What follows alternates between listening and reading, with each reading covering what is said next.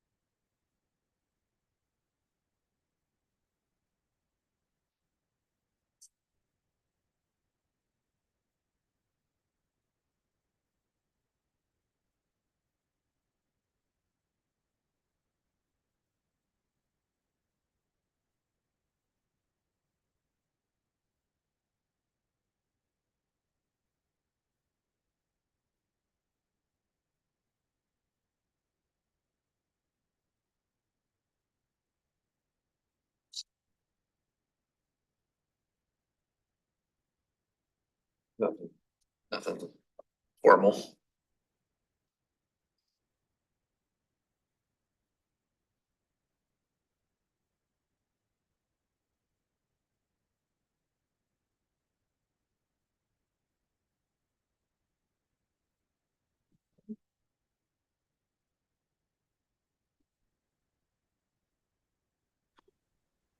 Okay, I'd like to call to order the City of Lacey Commission on Equity.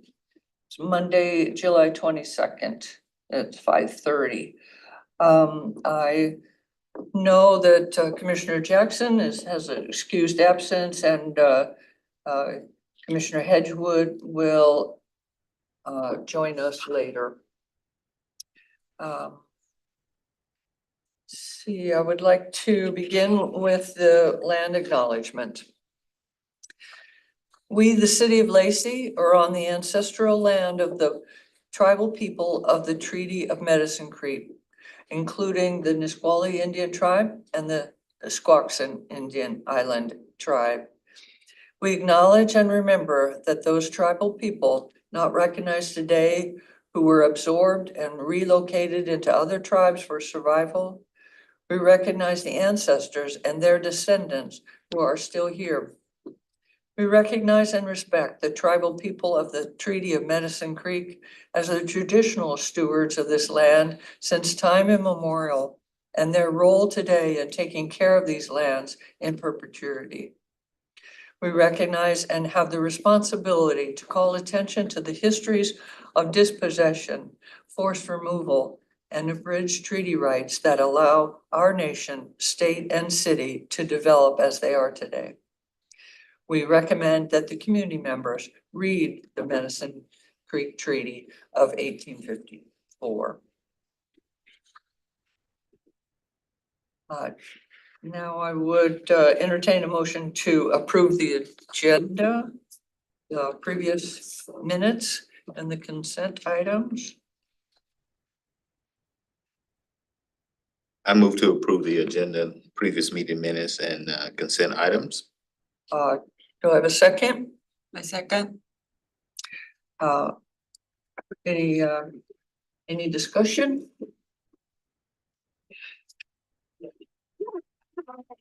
All those in favor of this approval, say aye. Aye. Opposed? So moved. Now we have time for public comment. I don't see anybody in the audience. Is there anybody on the Zoom or on telephone? Doesn't look like it.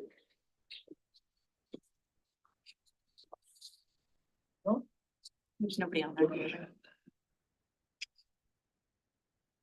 Commissioner Stolberg, on the vote that we just previously had, can you confirm that your vote was an aye or if you voted?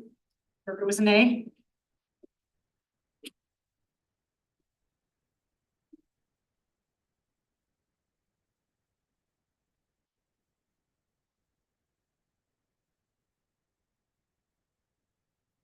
So it looks like Commissioner Stolberg has temporarily dropped off. So we had 4. Motion still carries. Okay. Just keep that. Okay, sorry, I got kicked out for a minute. That's right, you're back in. Okay, there we go.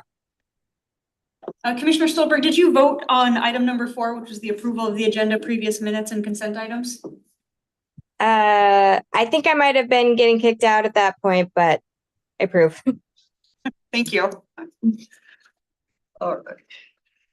Now, let's see, number 6, the inspirational item. We have Veronica Handwell. Yes, or so I something. have a quote from Parker J. Palmer. And because he's not super known, I'm just gonna give a brief presentation of who he is. He's an American author, educator, and activist who focuses on issues in education, community, leadership, spirituality, and social change.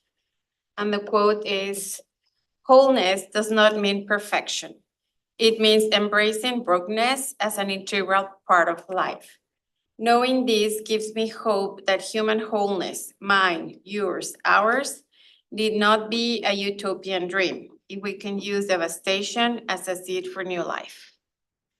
I liked it because I want to apply it on the IB, where we have systems and situations where, well, systems that are broken, situations in life that we can use as a seed to create something new.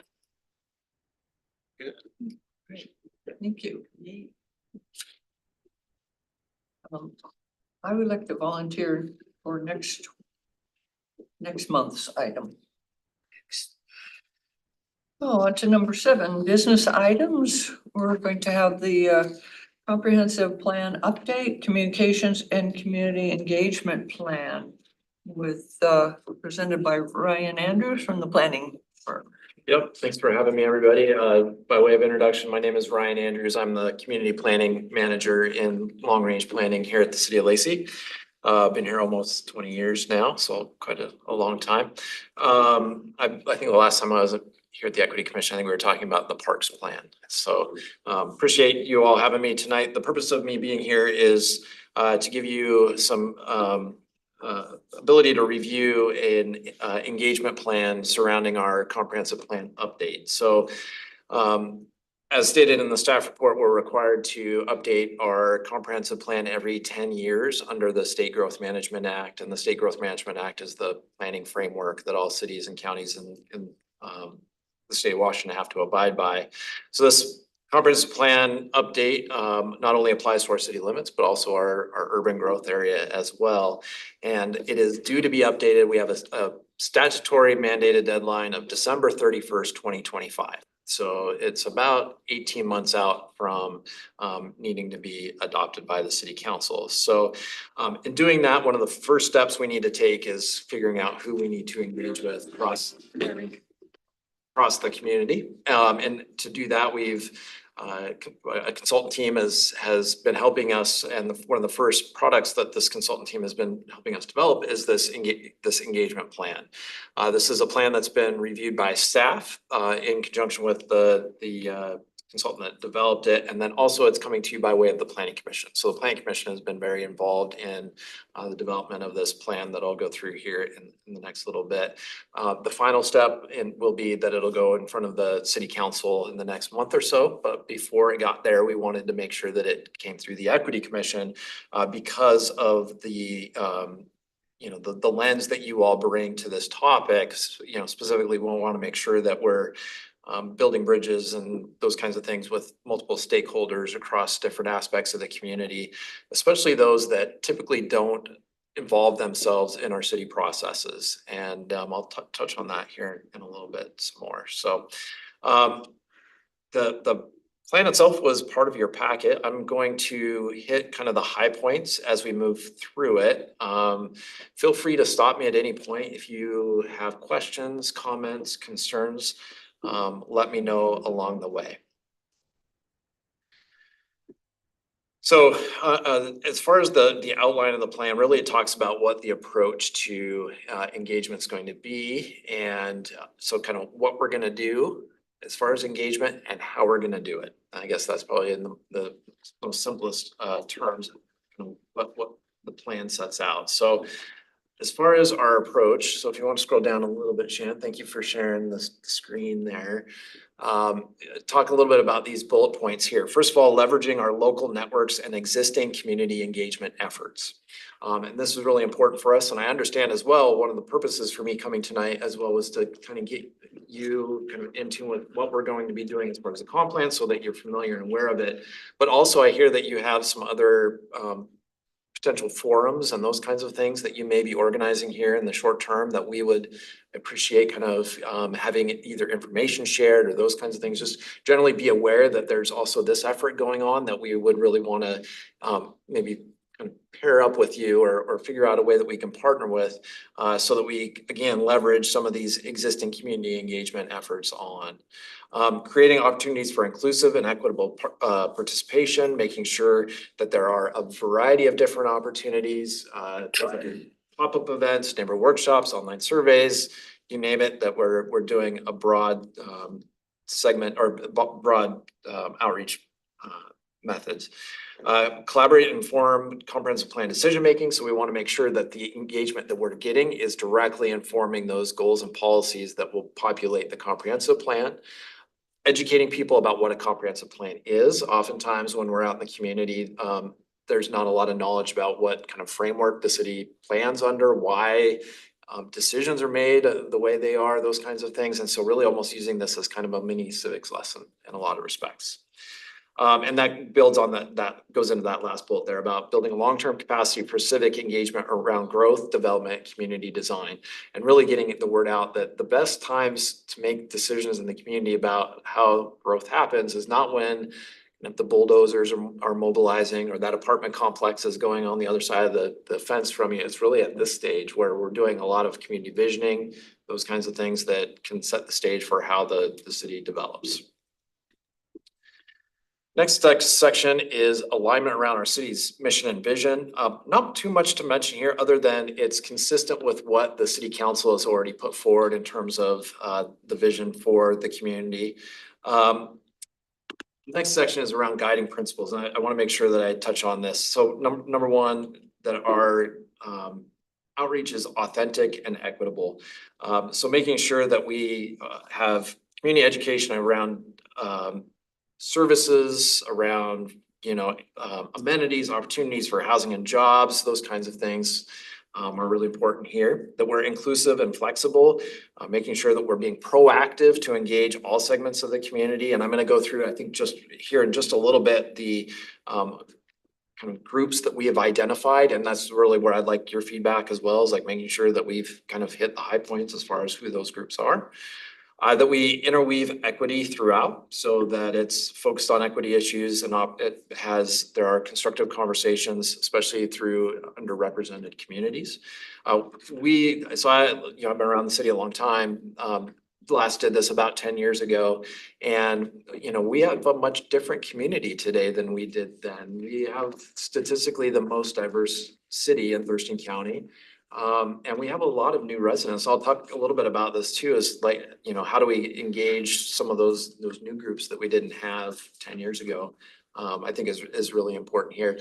10 years ago, we found that we asked community questions about growth and development. People really didn't care. And I think things have kind of flipped on their head as far as that goes right now. I think we have a very high care level in our community now about what happens in terms of growth and development and utilities and infrastructure and transportation and those kinds of things. And 10 years ago, we kind of had to make the decision, well, we weren't hearing from a lot of people, so we really had to go where they were instead of allowing them to come to us. And I think we learned a lot through that. Making sure that we are high touch and high tech. So making sure that we have both in-person and kind of digital opportunities to engage. That the things we're doing are clear, focused, and understandable, and that we have an integrated framework for growth, development, and community design so that we can take what we've learned and address them through new community-centered strategies for addressing Lacey's opportunities. So the next section, any questions on anything I've presented so far? Concerns? So I'm going to move on to target audiences. And Shannon, if you wouldn't mind just kind of moving down the line just a little bit right there. Yep. So, yeah, Makes sense.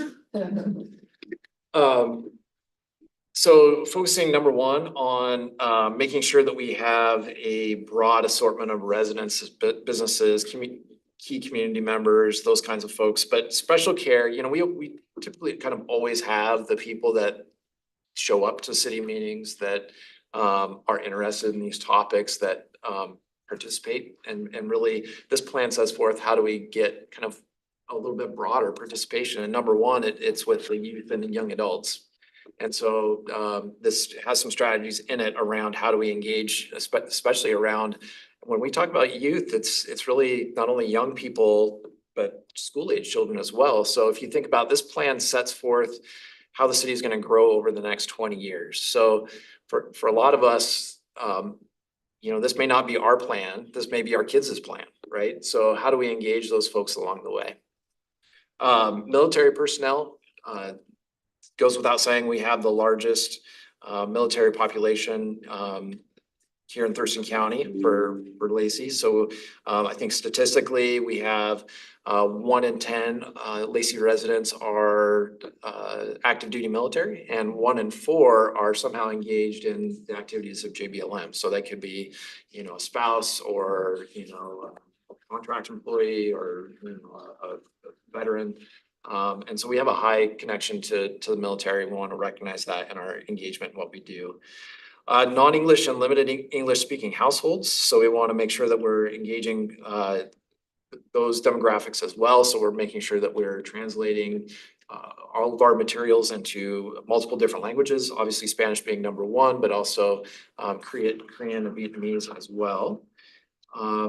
Renters is another one that typically a lot of people that participate are not renters. So I don't know about the Equity Commission, but in the Planning Commission, we really strive to try to get a diverse representation of how everybody kind of owns their house or doesn't own their house in terms of owning and renting.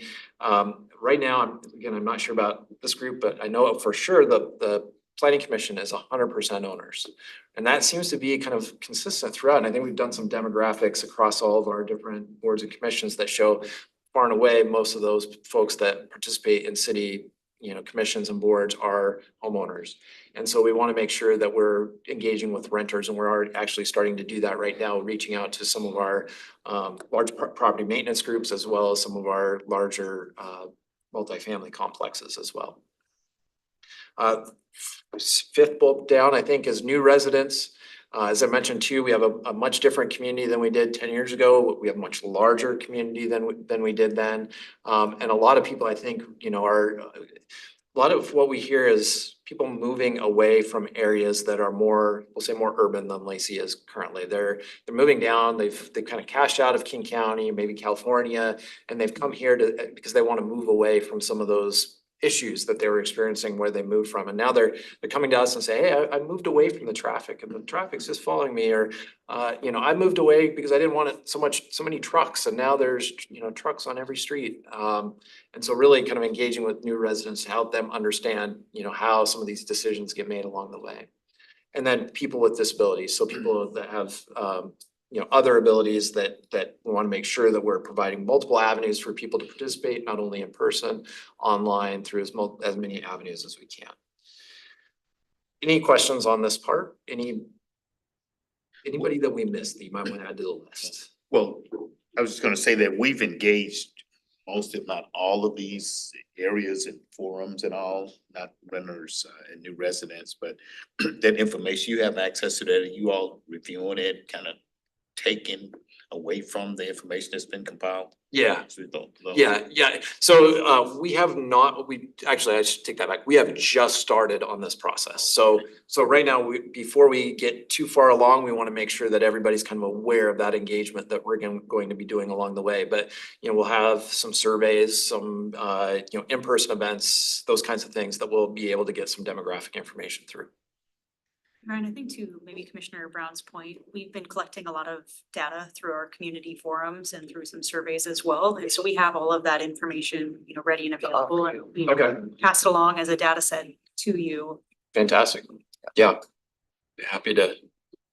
Yeah, and you may cover my next point in this next area, looking at Yeah. local community and nonprofits, so I hope. Yeah, so let's move into that. So we have identified, we've got community-based organizations, educational institutions, the business community, faith-based organizations, and then some of the more large kind of multifamily renter kind of avenues here. So I'm not gonna read through, I'll just kind of just generally, show you these lists, community-based organizations. And we have a database, so we have an Excel spreadsheet with all of these different groups identified. So this would get really long if we're to have all this information here in this plan, but generally these are the community-based organizations. And I understand that you may be hosting a forum or something with AAPI related here soon, is that correct? That's a connection that we would love to make that we don't have. So Asian American Pacific Islander community, is there another forum as well? Yeah, we wanna do one with the Hispanic community as well, so Okay. we met with the Commission on Hispanic Affairs. As well as API and the Women's Voters League. League of Women Voters? Yeah, Yep. sorry, that one, yes. Yeah, so we would love to maybe partner with you on that to maybe just share information, provide, we'll have handouts, those kinds of things. If somebody wants to become involved in our comp plan process, happy to do that. I mean, we're kind of barging in on your potential event, so I don't wanna, tread lightly. But we would love to make some connections through that process if at all possible. The event with AAPI, it's on October 19th. Okay, perfect.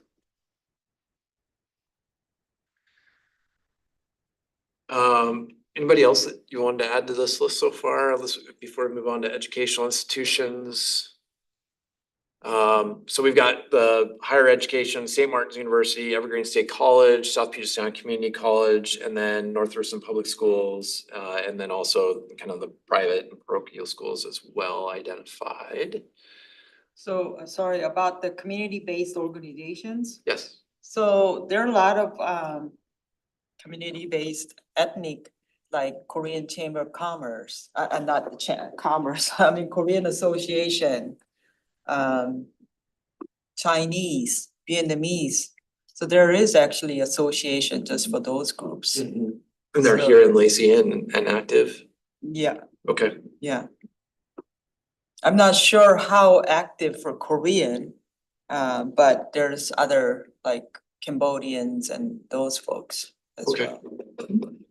So I mean, that'll be kind of neat to put those Okay, people yeah. in here. We have a hand raised, Commissioner Hart. Yeah, I wanted to also mention about the homeless community or houseless community.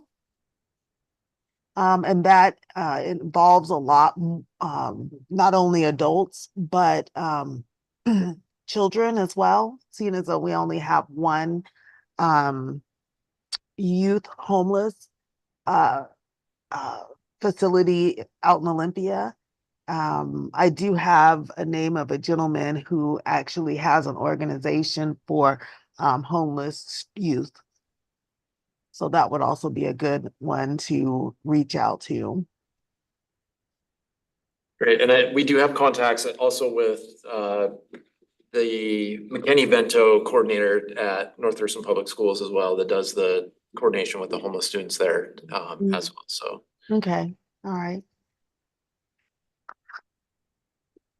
Yeah, there's homeowners, renters and. And none of the above, right? Yeah. Yeah, good point, very good point.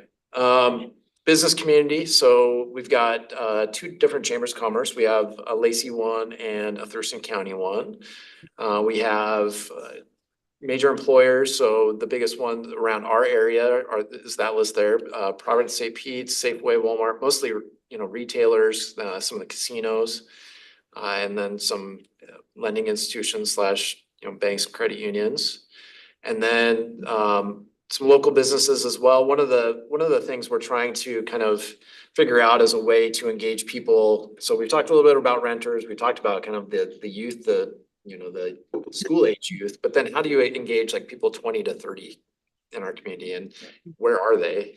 And how do you, we don't really have that natural kind of gathering point for people that age. So one of the things that we're looking at doing is maybe hosting at a local business some outreach events. So maybe at the Rock, you know, or those kinds of places that maybe would have a little bit more younger flavor to them. Some, you know, hey, come have some pizza and talk about the comp plan kind of thing.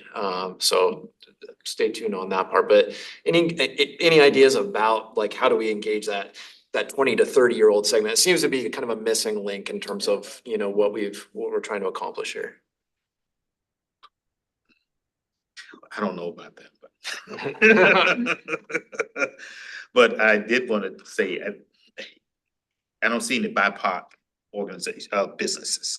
Okay. So some African-American businesses and, you know, some of the Asian and other business, Hispanic, you know, businesses.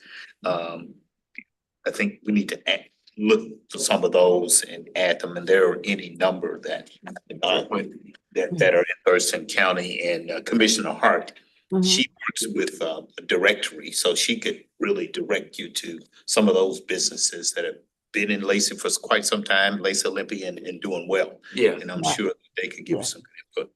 Yeah, I sure could. And that would also be a lot different than having the chambers, because they're going to be even smaller businesses. They're going to be more micro businesses, which is going to be a lot different. They're not able to sponsor big things like some of the people who are a part of the bigger chambers in the community. But they're grassroots, and you get good, solid info from those small grassroots businesses. Yeah. Yep. Good point. And so one of the ways that we do this that's the most effective is, and we'd be happy to kind of, you know, get any list or any contacts you may have, is we're going to be updating our economic development element, which is kind of the way we develop and grow businesses in Lacey. And one of the best ways we find to be able to do that is what we call business walks. So we actually go and walk around the community and talk to them directly, show up. And, you know, a lot of these folks don't have a lot of time to be able to spend coming to a meeting or those kinds of things. So we find really we got to go where they're at, you know, at their place of business and talk to them directly. So found that to be a really effective way of engaging. So we'll continue to do that through our comprehensive plan update. Also in the community, if there isn't any LGBTQ. There isn't an association that you can go and talk with, but there are many residents who have issues, who need a voice. Yeah, if you think of any good, you know, if there are any, you know, Yeah, there's some youth groups. Okay. And, a senior group. Okay. So we got also a list of faith-based organizations here. I know it's a very short list. It's probably not everybody, you know, and these may not be the most diverse groups either. I know we have some Korean churches. I know we have, you know, other groups that, I need to add my church, which is New Life Baptist Church. Okay.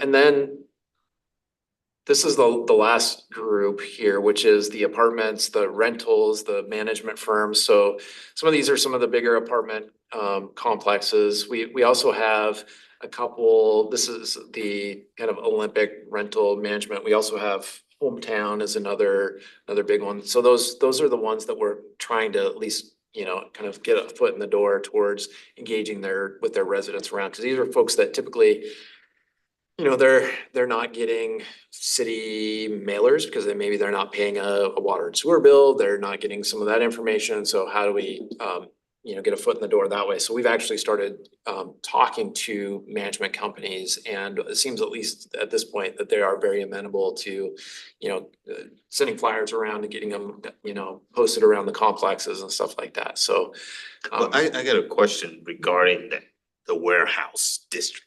yeah. Those huge warehouses, many of those companies are national companies, or maybe even international. Do we have engagement with them? I'm sure we make sure they follow the codes and the rules, but how are they contributing to the community other than being there and having a lot of temporary workers for them? Yeah, that's a good point. And that's, you know, something that's been a concern of the city ever since the Target distribution warehouse was built, I think back in 2001. It's been that, those are big buildings that provide a relatively low density of jobs because they take up so much square foot, but they don't have a high number of jobs. And they also cause a relatively high transportation impact because there's trucks coming and going that need to flow goods into them and then out of them. The way we do that, the way we engage with them is through our economic development efforts to, engage them to make sure that they're able to do what they need to do without making those impacts any larger than they already are.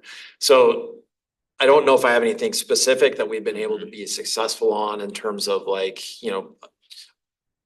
specific engagement around, but understanding that it's kind of a reality, it's kind of a fact that, if somebody wants to order something from Amazon that's at their doorstep the next day, then, that's the state of new retail, is not a brick and mortar store across the street. It's going to be in a faceless warehouse in Hawkesbury.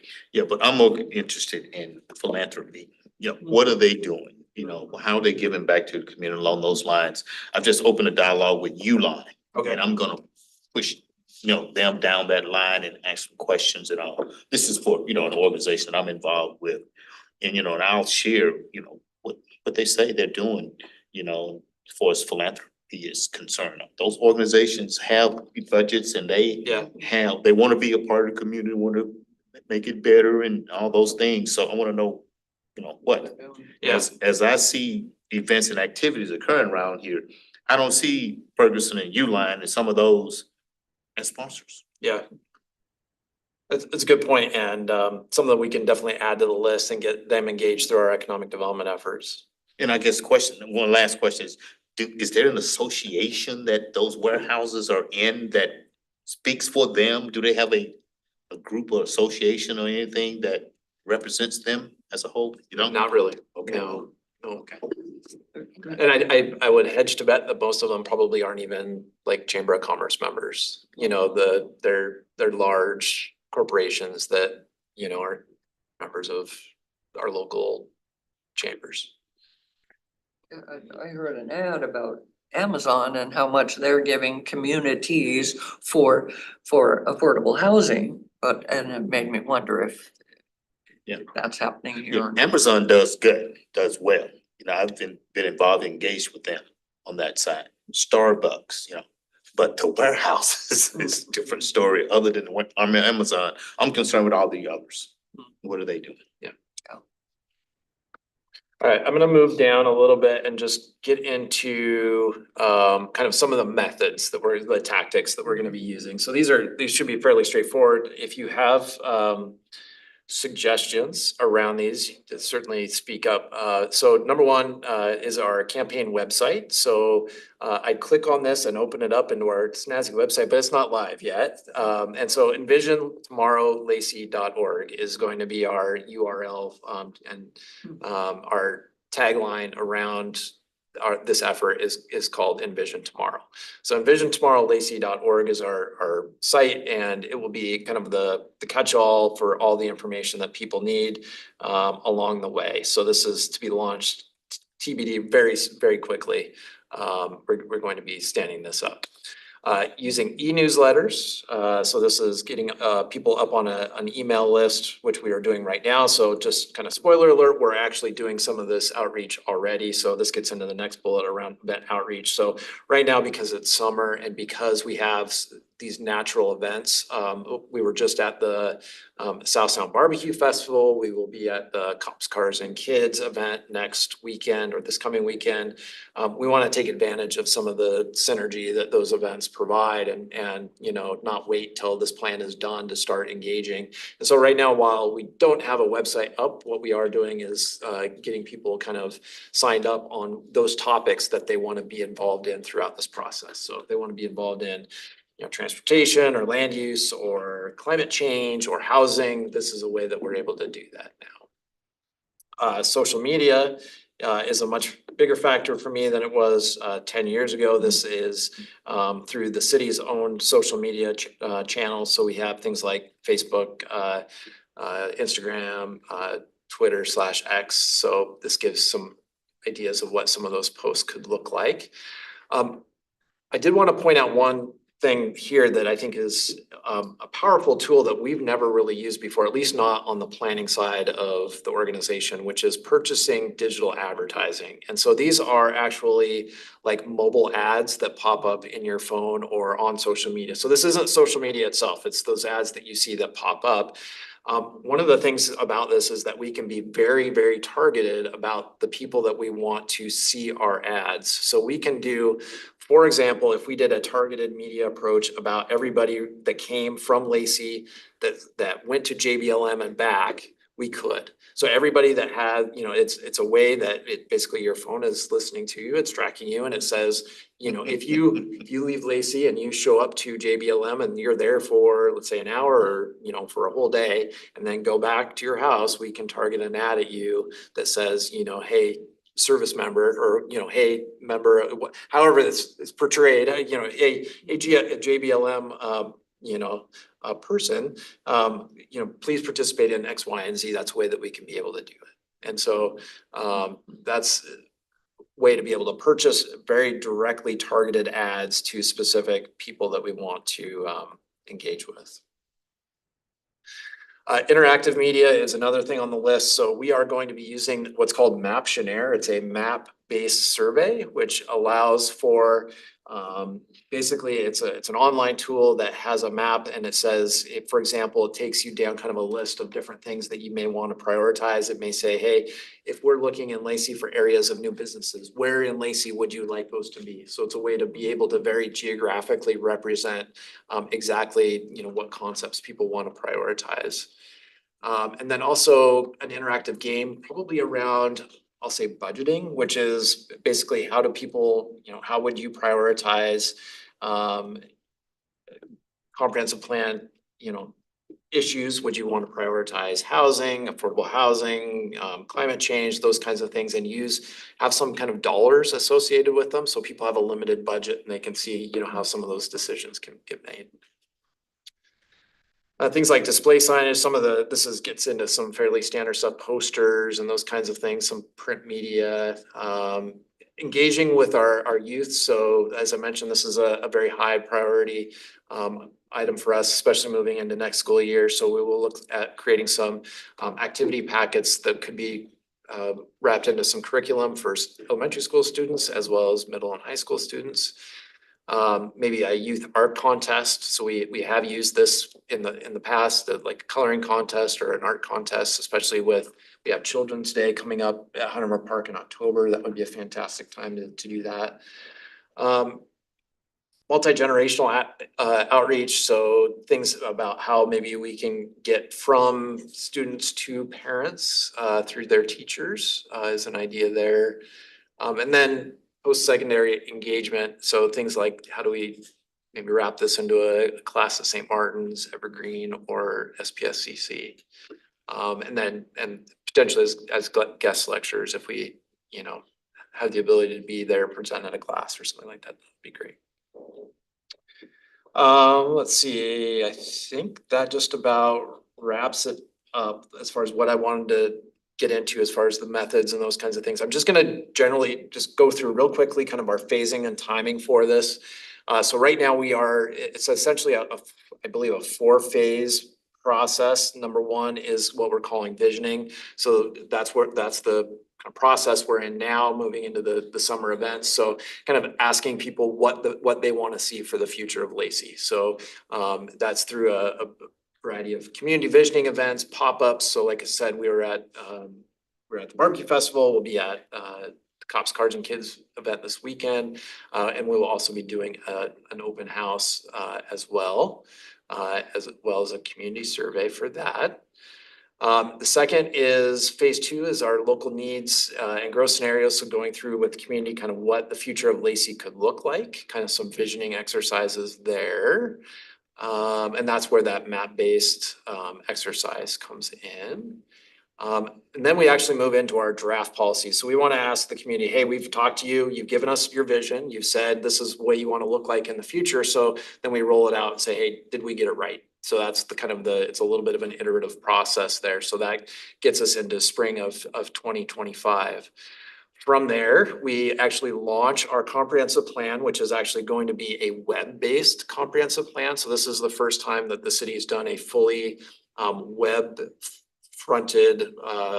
a document. So it's going to be a website format. And so the good thing about being a website format is that it will allow for people to do this web-based commenting. So it be, you know, the idea is presenting it in a digital format. Here it is. Please comment on it. And so it's kind of an interactive thing there that people can look exactly at what the draft plans and policies are and then be able to comment directly on that.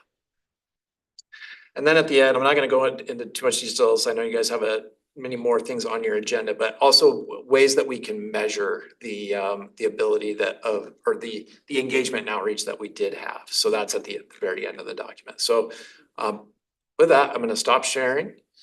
Turn over to you to ask any questions, provide any additional comments or feedback at this point. Like I mentioned, just looking to get feedback from the Equity Commission tonight or Commission on Equity tonight. Next stage is to actually move this forward to the City Council for their final review before we put everything in motion. Like I said, we've already kind of started that, but before we put everything in motion in the next month or two. I was in Sequim one time. They were having a irrigation festival. At the city hall, you were given $100, fake money, and then they had these projects, mock-ups, you know, like, would you like more roundabouts? Would you like a community center? Would you like, you know, a new fire station?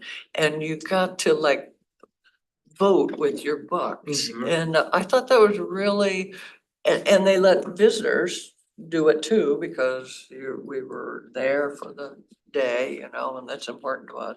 So I just thought that was a really quite a cool way to get Yeah. some information. And that goes to the kind of that online tool around kind of budgeting that I'm talking Yeah. about. So how do we, it kind of establishes kind of the priorities of government, like what are your highest priorities? Are your highest priorities to maintain streets, you know, to the highest standards so they don't have potholes? Is your, you know, priority to have as much affordable housing as possible? Is it to have, I don't know, you know, more businesses, more evening activities, those Yeah. kinds of things? It's a way but to understand that each one of those has a limited, you know, we have limited resources as a city, Uh-huh. so we're not, you know, you have to kind of think about what your priorities are in terms of a budget. Yeah, how would you spread it out? Yeah. Mhm. Yep, so we're definitely looking at doing that. That's a fantastic tool and exercise. And then what it does is it says, hey, we've heard from the community and these are the things that they feel, even with our limited budget and resources, that are of the highest priority. Mhm.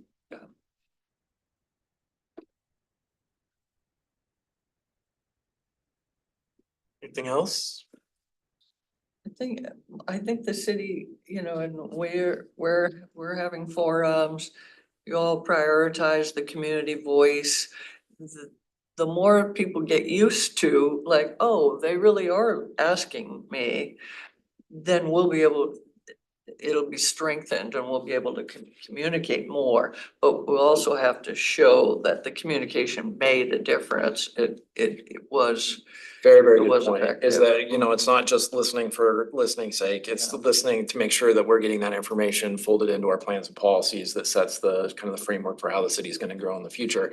And that's how you make the engagement authentic, right? Is you can Yeah. say, hey, you know, we listened and this is where it shows up in the document. Rather than being like, well, we listened, but we did, you know, we went 90 degrees and did this other thing. So, you know, we wanna make sure that, and that's, I just really glossed over at the end, but some of the stuff around, you know,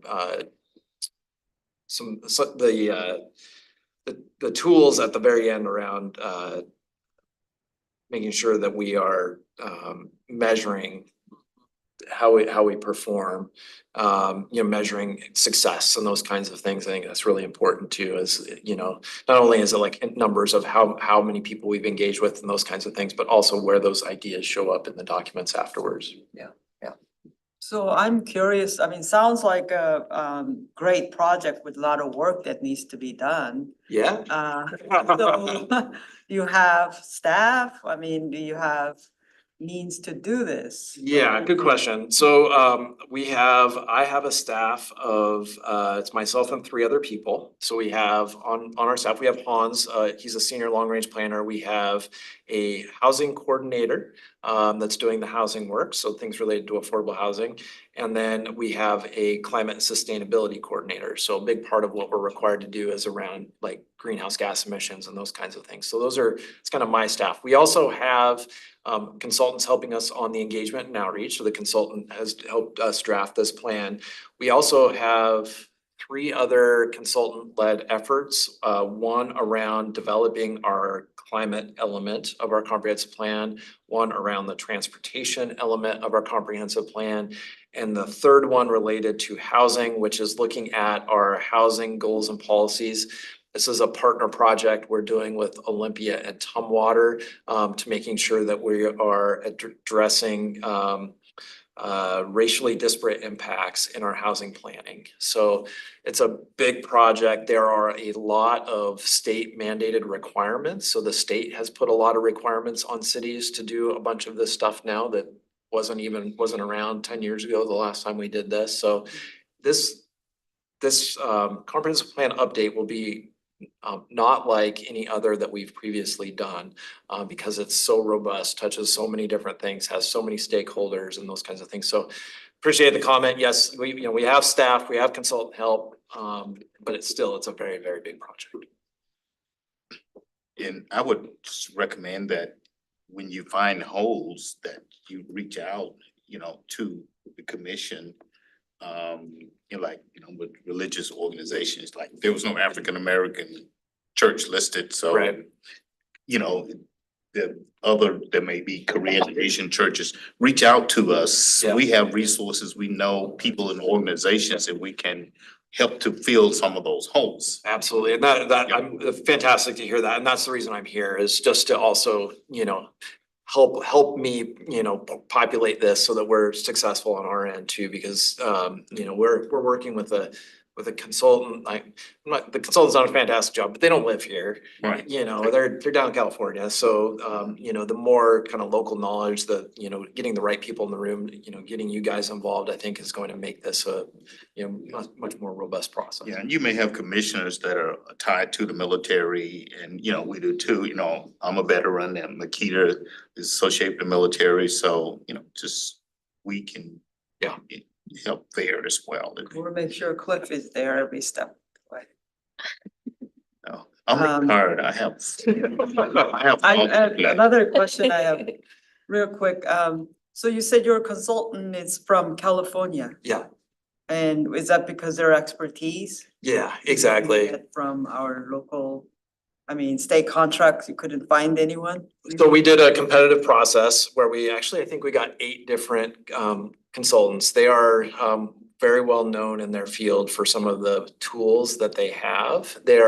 While they're out of California, they're West Coast based, so they've got staff also in Portland, Seattle area. So this is not atypical of these types of things that we want to go with the best consultant regardless of kind of where they're at. And so the other thing is too, is that the city is going to be doing the engagement. So it's not so important because the folks that develop this plan, even though they're not here, the staff's going to be doing the work.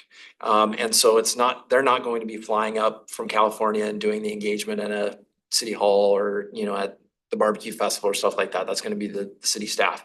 What they can be doing for us is developing a plan like this, developing materials, visuals, the website, those kinds of things where we need some of that expertise and help. So we want to go with the best consultant that's out there. And so they were the ones that rose to the top for us. Good question.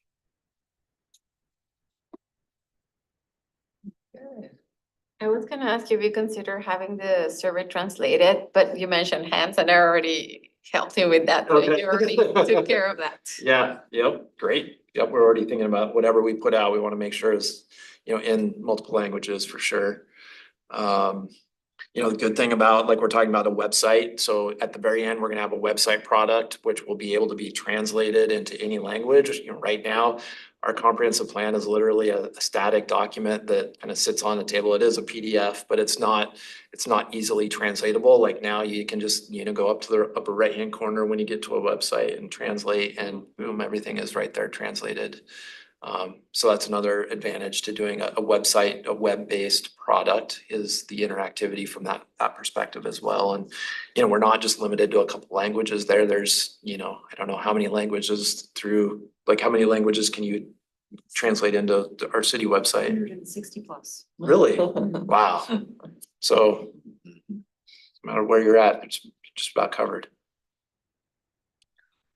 Just not that accurate, but it's It there. is still an algorithm. So, Yeah. yes. And that's, It's not a partially given, no. why, I think focusing on things like the survey, making sure that we have, accurate translations, right? So we can get those correct. And then having these bigger items that, I don't know if you picked up our comprehensive plan, it's several hundred pages, right? So still being able to communicate the ideas broadly, but not perfectly. Yeah, no, absolutely, yeah. I mean, I use it and I see it constantly that really how I would have said versus I mean, it's pretty good. I have to say, it's gotten much better, much Okay. better. Okay, All right. thank you so very much. Thank you. Appreciate you for having me tonight, and I'll let you get back to the rest of your meeting. Right. Yeah. Thank you. Yeah. Okay. Next item, Human Services update. Michelle Chavez. All right, thank you, commissioners. Again, my name is Michelle Chavez and I'm the Human Services Coordinator for the City of Lacey. And I'm gonna go over agenda item 7B. I have 3 items for you tonight. First of all is the community services, a draft community participation plan for our human services needs assessment. I know I talked to you all before about our human services work group that we have stood up, and we now have a 7 members advisory group to give the city advice on how we're gonna fund and prioritize human services going forward for the city. So they've met 3 times and they've taken a look at this, and I've taken their feedback from these documents and implemented their changes, and then now I'm bringing that to you all for your feedback. So the community participation plan is fairly brief. It's about 13 pages long, so I'm not gonna go through the whole thing. But again, it has that emphasis on equity. We wanna weave equity through everything that we do. We wanna make sure that our needs assessment and our community participation plan goes in line with all of our DEIB planning, and that we have the same values and priorities that the Commission on Equity in the city has put forward. So that means connecting with the community in a meaningful and non-performative way, finding and engaging with community members in ways that they feel comfortable, reducing barriers to access and participation. So these are all ways that we want to make sure that our needs assessment for human services goes out beyond the people who are traditionally always at the table. So we hear those voices and include those voices that haven't been heard historically. So it talks about our existing human services strategies. It goes over, what have we done? How much money have we invested? What are the types of programs and services that have been funded by the City of Lacey in the past? And then it talks about this new program we have just started. It's a $300,000 human services grant program that's available to nonprofits in the community who serve low-income people in the City of Lacey. So that's, again, our human services work group will be providing oversight for those funds. So that application is open right now and is open until this Friday at 4 p.m. Open to all nonprofits who serve community members in Lacey. And they don't have to be located in Lacey, as long as they help folks in Lacey. If it is a brick and mortar project, they would be required to have that brick and mortar project in Lacey. So for instance, if I'm a nonprofit and I wanna rebuild my offices, or I wanna, improve the physical structure, that physical structure would need to be in Lacey. But if I'm a nonprofit in, say, Olympia, and I'm serving youth in Lacey, I wouldn't have to be located in Lacey. You can just say I'm applying for a service-based project. So this is really exciting work that these folks are doing, and we really love getting input from the community on how to prioritize these funds. This year, we're looking at 3 priority areas: housing, survival, and security for the areas where we're looking at funding. So those could be anything from basic needs, housing improvements, job training and placement, drug and alcohol recovery, emergency financial help, things like that. The whole grant is 300,000? Yes, the total grant, but you compete, so it's Right. competitive, so there's an application process, the application is open online right now, and we will make it available in paper if people don't have access to the web, they can come to City Hall and I can print them out a document that they could fill out. So then what happens is folks do their applications online, and then I take all of those documents and provide them to our community members who are on the advisory board for them to score, and they have a rubric and everything to look at the applications. And then we're going, on August 8th, we're going to have presentations with council and the work group together so that the council can still have a chance to review kind of what the applications and what the projects are like, because ultimately the city council has the final word, right? So the advisory group looks at it, scores it, and then I bring it back to council with their recommendation. But if council wants to change it, they definitely can. And you don't have set number, right? As long as it's like Amounts. 10, yeah. We don't have a set number. We have a maximum of 50,000 for capital projects because 300,000 is a small pot of money Yeah. and capital projects are very costly. Yeah. So we don't want it just one project to take up the whole pot. We want to Mhm. spread it around as much as we can. Mhm. Great questions, by the way. Mhm. And then just to show you what does a community participation plan do? It helps inform who we're gonna engage going forward. And when we do our needs assessment, we wanna do a strategic plan for the city. So the city's had a lot of great investment in human services for many, many years, but we haven't had a strategic plan that we've published to the community that we can go out and look at and say, these are the priorities the community has said that we should be funding. And so council members, these are the things that we heard, and these are the things that we're gonna recommend going forward that you're gonna fund. So the first part of identifying, doing a strategic plan is identifying the stakeholders. So I've got a group of stakeholders here that I listed in the document. It has community members at the top, just like with the city council, we're all ultimately accountable to the community, so they're above everything. And then we have kind of these buckets. We have legislative, regulatory funding, human service agencies, healthcare advisory boards, public agencies, and then the private sector. Then each one of those has a lot of different groups underneath that we're going to be engaging with, and make sure that when we go out, we're reporting out to the community on what our findings and recommendations are. So we have an interactive activity for you today. And I'm hoping the folks online will get to participate as well. You can see that we have these different groups of focus group areas. We'd like to do some focus groups and outreach in the community. So on page 7 of the packet, or on page 7 of the document, there's a bunch of different groups listed, and we have it online here for the folks that are online. Then we also have it in person. And we're gonna give you all some sticky notes and let you put down groups that you feel are missing. And I heard different churches, in the conversation with Ryan. You can let us know, what are the agencies that are not listed here? And then we will help incorporate that into the document. So I'm gonna hand out some stickies and pens. It's been a while since we've had some sticky notes, so Yeah. hey, let's bring it back.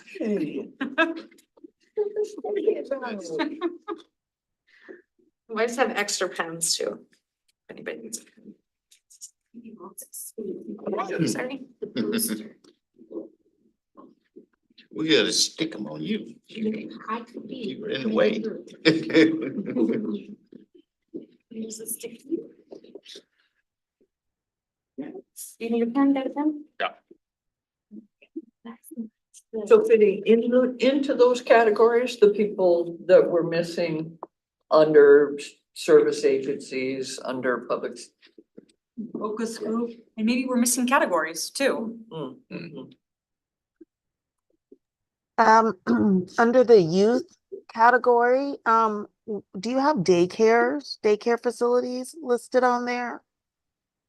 I see some acronyms that some of them are familiar, like I'm not sure if CYS is Child Youth Services, but is that school age or are we looking at younger children that are not school aged? I think daycares is a good addition. We do not have that at this time, so we're gonna add that on on the page in person here. Okay. Anything else you guys see missing? I know you talked about your churches, different cultural organizations. What else? You're missing the Pearl Small Foundation. businesses, minority businesses. Do you need a pen that works? Yeah, I got it. Mm. So we have about 13 different categories. We have human service-based agencies, so that's a lot of our nonprofit community. We have public service agents, so that's our police, fire, sheriff, and joint animal services.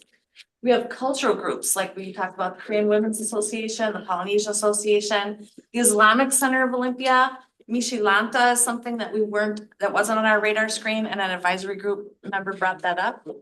Same with PIPE, which is a LGBTQ youth-based organization. Veterans groups.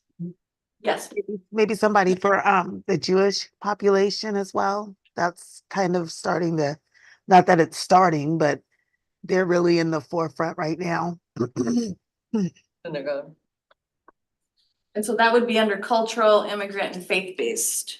Okay, got it. We don't currently have that, I don't believe, so thank you for bringing that up. Mhm. That's important. There are a lot of Buddhist groups in Oh, yeah. Okay.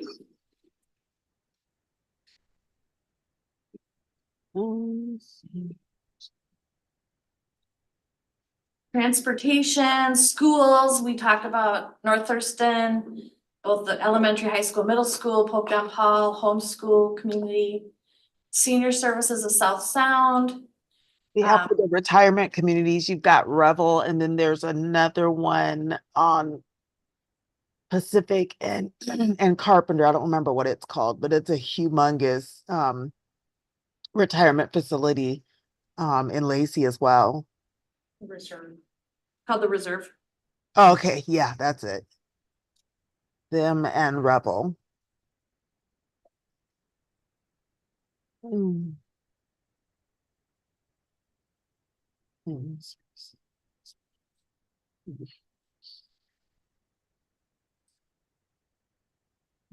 We have our behavioral health community, physical health, and as well as mental health services. Private sector employees, I heard small minority businesses in the last Yes. conversation that we Yes. don't have up here. Right. Yeah, South Sound BIPOC is the name. Thank you. Yeah. So I'm adding a sticky in person here of for private sector employers, small minority business, South Sound BIPOC. Yes. Yeah, that's out of Chamber. They Yes. are part of the Thurston, Chamber. Thurston Chamber, yeah. Mm. But Private sector employers. City departments, parks and public works. I know we have JAS in here twice, I noticed just now, so we moved them up to public agencies, and then government agencies would be Timberland Regional Library, Thurston County, Olympia and Tumwater. And then post-secondary groups would be the colleges, obviously, and then also we want to go beyond just college, but technical schools, the Makerspace, and new, which is a job training program. If there's other job training programs that you think we're missing or nonprofits, please let us know. New Market, New Market, in Tumwater. Is that it? I was looking for it up in schools, but I The didn't New see Market it. Skills Center. skills, It's also TCOM for public safety agencies, which is 911.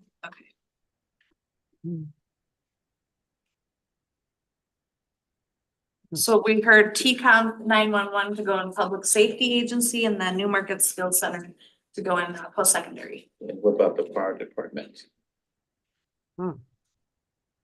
I believe the fire is on here, Fire District 3. Okay, okay. So On the we've got public, okay, TCOM, public safety, got it. post-secondary ed. One of the groups that came up in a conversation that Veronica and I just had was Osho as well. Sure. Oh, yeah, that's a Community. good one. How do we spell that? ASHO. 2 S's. No, no, it's 2 H's. Oh, 2 H's. Yeah, In Tumwater. Cultural, it's a cultural center. Okay. yeah. Tumwater. Thank you. Yeah. Yeah, that, yeah.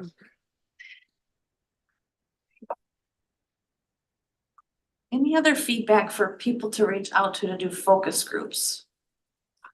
So there's a few on sticky notes that we haven't heard from. Oh, okay, let's read them out. The Pro Foundation of Puget Sound, Yes, and that is, can I learn a little bit more? it's my That's your group? foundation. So Yes, you're we've the been. one working- that's going to Uline? Is that the group Yeah. that's gonna talk to Uline? Yes, All right, I like it. yes, and we work with the Juneteenth sponsors. and Okay. we Work with it as well, And again, New Life Baptist Church, yeah. Osho Cultural Center, TCOM, Jewish organizations, Buddhist organizations, Senior Association of LGBTQ Elders, the Rebel Senior Apartment Place. Why am I stumbling over that? The senior community also on Pacific and Carpenter called the Reserve. Mhm. Daycares, youth pizza clatch. I've heard a lot of good things about pizza clatch. And LGBTQ groups at the high school level. When we're doing our youth outreach, make sure we're reaching out to them as well. Small minority businesses, South Sound BIPOC group, and then the New Market Skills Center. I've got Divine Nine, I've got those. One What- more, What- Cultural organizations. Divine Nine under Yeah. cultural orgs. Yeah. Mm. Those are all the African American fraternities and sororities.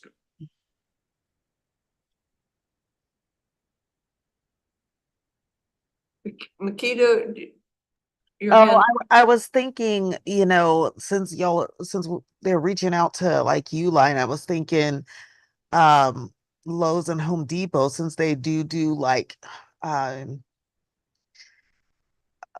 arts and crafts classes, but they have classes there. But then again, so would places like Michael's and Joanne Fabrics, but I don't know how much of the community goes out for places like that, to things like that. Under private sector, I guess, maybe.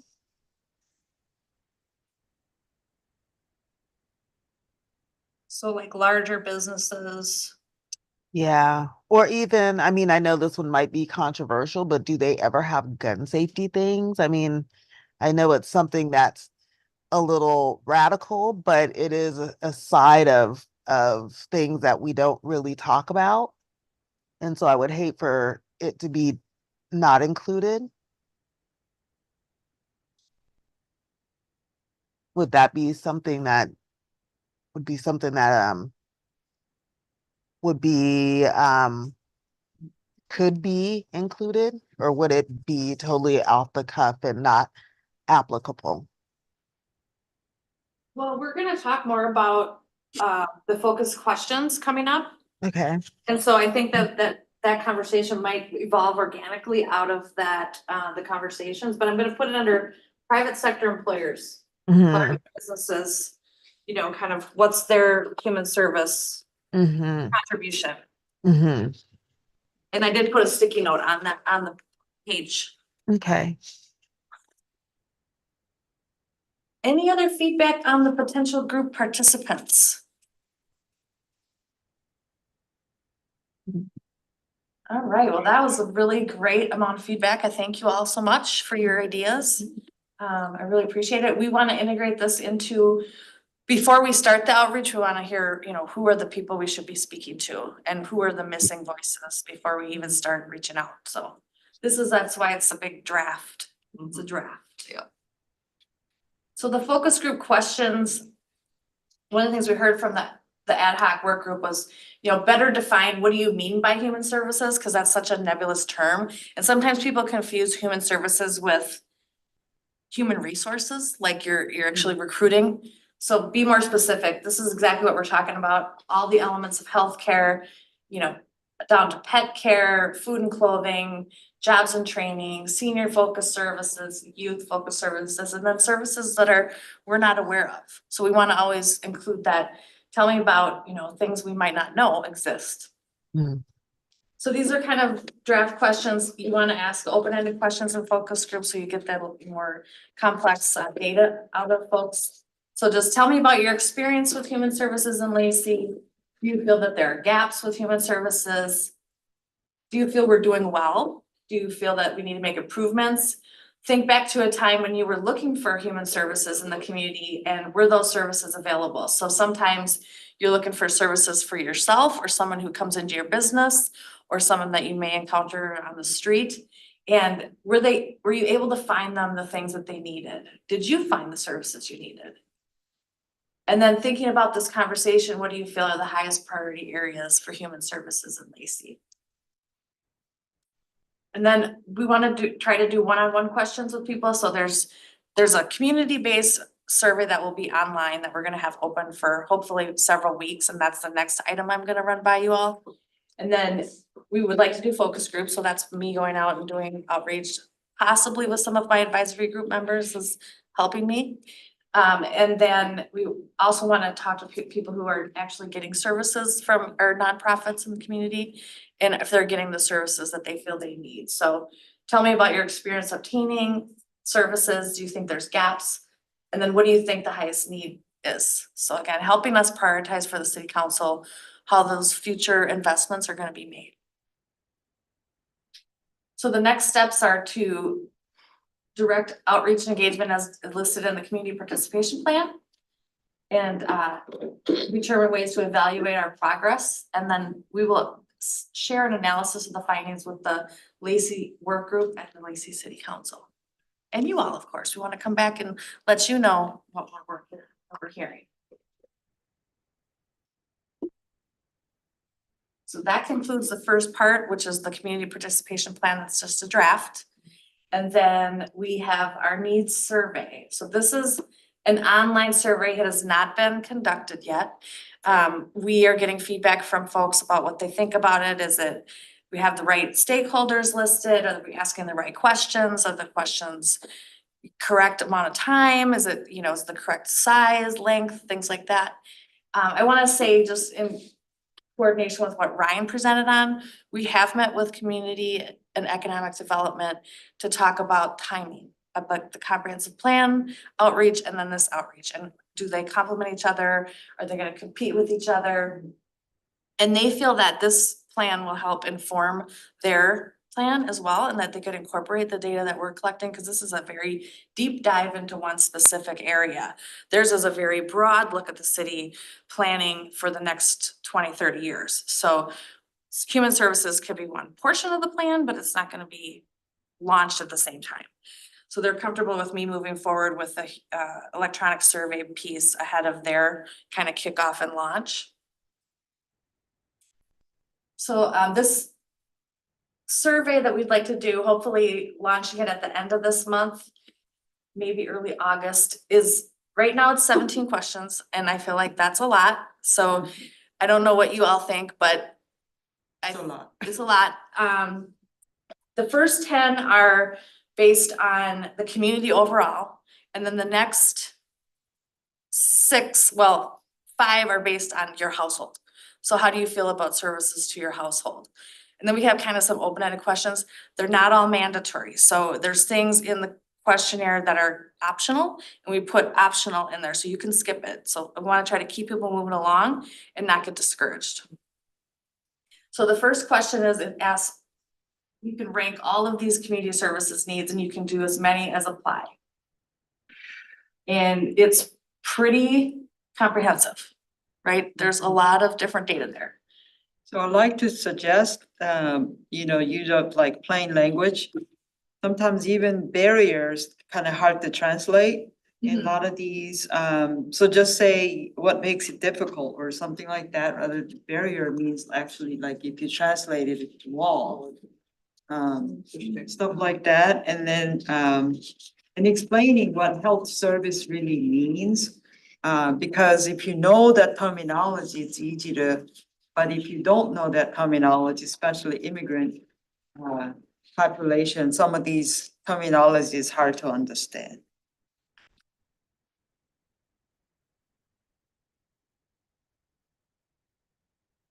So instead of saying barrier, what would you recommend? Just difficult. Difficulty? Yeah.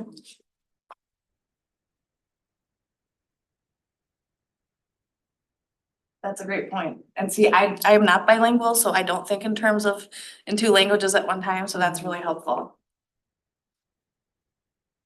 So here we, again, we have the word barrier. We're trying to make it specific for people so that they probably don't feel like they want to skip it. But we also always give them an other, an unknown, so that they can name something we may not be aware of. What do you think needs the most improvement? So again, this is regarding health services, and we have a map of city boundaries that you can jump to where you can actually enter an address in, because not everybody knows if they're doctors in Lacey, or the Lacey Olympia Tumwater boundaries are really, you know, amorphous, and it's hard to tell where your different services are. The basic needs is actually a drop down, and it drops down. I'm just gonna scroll ahead here. This question number 4 is at the end. Actually, it was at the end, but it's just a drop down of basic needs where it says, you know, food, housing, clothing, that kind of thing. There's like 4 options. Question number 5, how do you rate employment and training services? Question number 6, how important is transportation to meet the human services needs of the community? How accessible is it for a person with a disability to get around? Bike, walk, roll, drive. How would you rate access to childcare? And this is, you can skip it because not everyone has children. How would you rate youth programming? You can skip it because not everybody has kids that are needing programming. Number 10, how accessible are these following services? So each service, you can say extremely, very, somewhat, neutral, not at all, or known or unknown. And we actually specified pet care. That was something that came out at the work group, is that they said that's a huge need in the community, as a lot of people, low income folks need access to emergency pet care. And that's the end of the first, oh no, that's not the end, sorry. How satisfied are you with your access to quality healthcare? Do you feel your family household has the resources you need to be happy, healthy, and safe? If at one point the healthcare, you had looked at a map to see if it was in Right, Lacey, well, we don't have a hospital in Lacey. right. But if you were answering that question, how happy are you with your healthcare in Lacey? I mean, I would assume it'd be, I mean, my dentist is in Ole, but my, you know, the Yeah. hospital's there. I would answer it generally, not in specifics. I'm wondering. Do you think we should have a map on this one as well to like jump to? Well, or is it really necessary to have it pinpoint to Lacey? I guess. Well, I guess they could skip it too, because you know, we do have a lot of military here that do go to Madigan. So you're hitting that same dynamic or demographic of people that may not go to Providence, or they may not go to Lacey Family Clinic. You've got that as well. So maybe after, Yeah, go ahead, sorry. oh no, you go ahead. I do think we could just say, you know, just are you happy, healthy, safe where you're at? Because at the end, we have a question, what's your relationship with the city? Do you live, work, and play? So maybe we could just take that out. I think you brought up a really good point, Chair, when you were talking about, well, healthcare can be your dental care, it can be access to preventative care, it could be emergency care, it could be behavioral care. And those questions are all kind of asked up in the first section. So I think you have a really good point of, it's kind of, you've flushed those out into kind of more singular columns earlier on, and this one seems to be more of a broader based question as well. And I think, Michelle, you brought up a really good point of question 12 does a great job of saying like, do you feel happy, healthy and safe here in Lacey? And so I think maybe that between those two questions, it's covered. Maybe it's covered. But isn't that even like?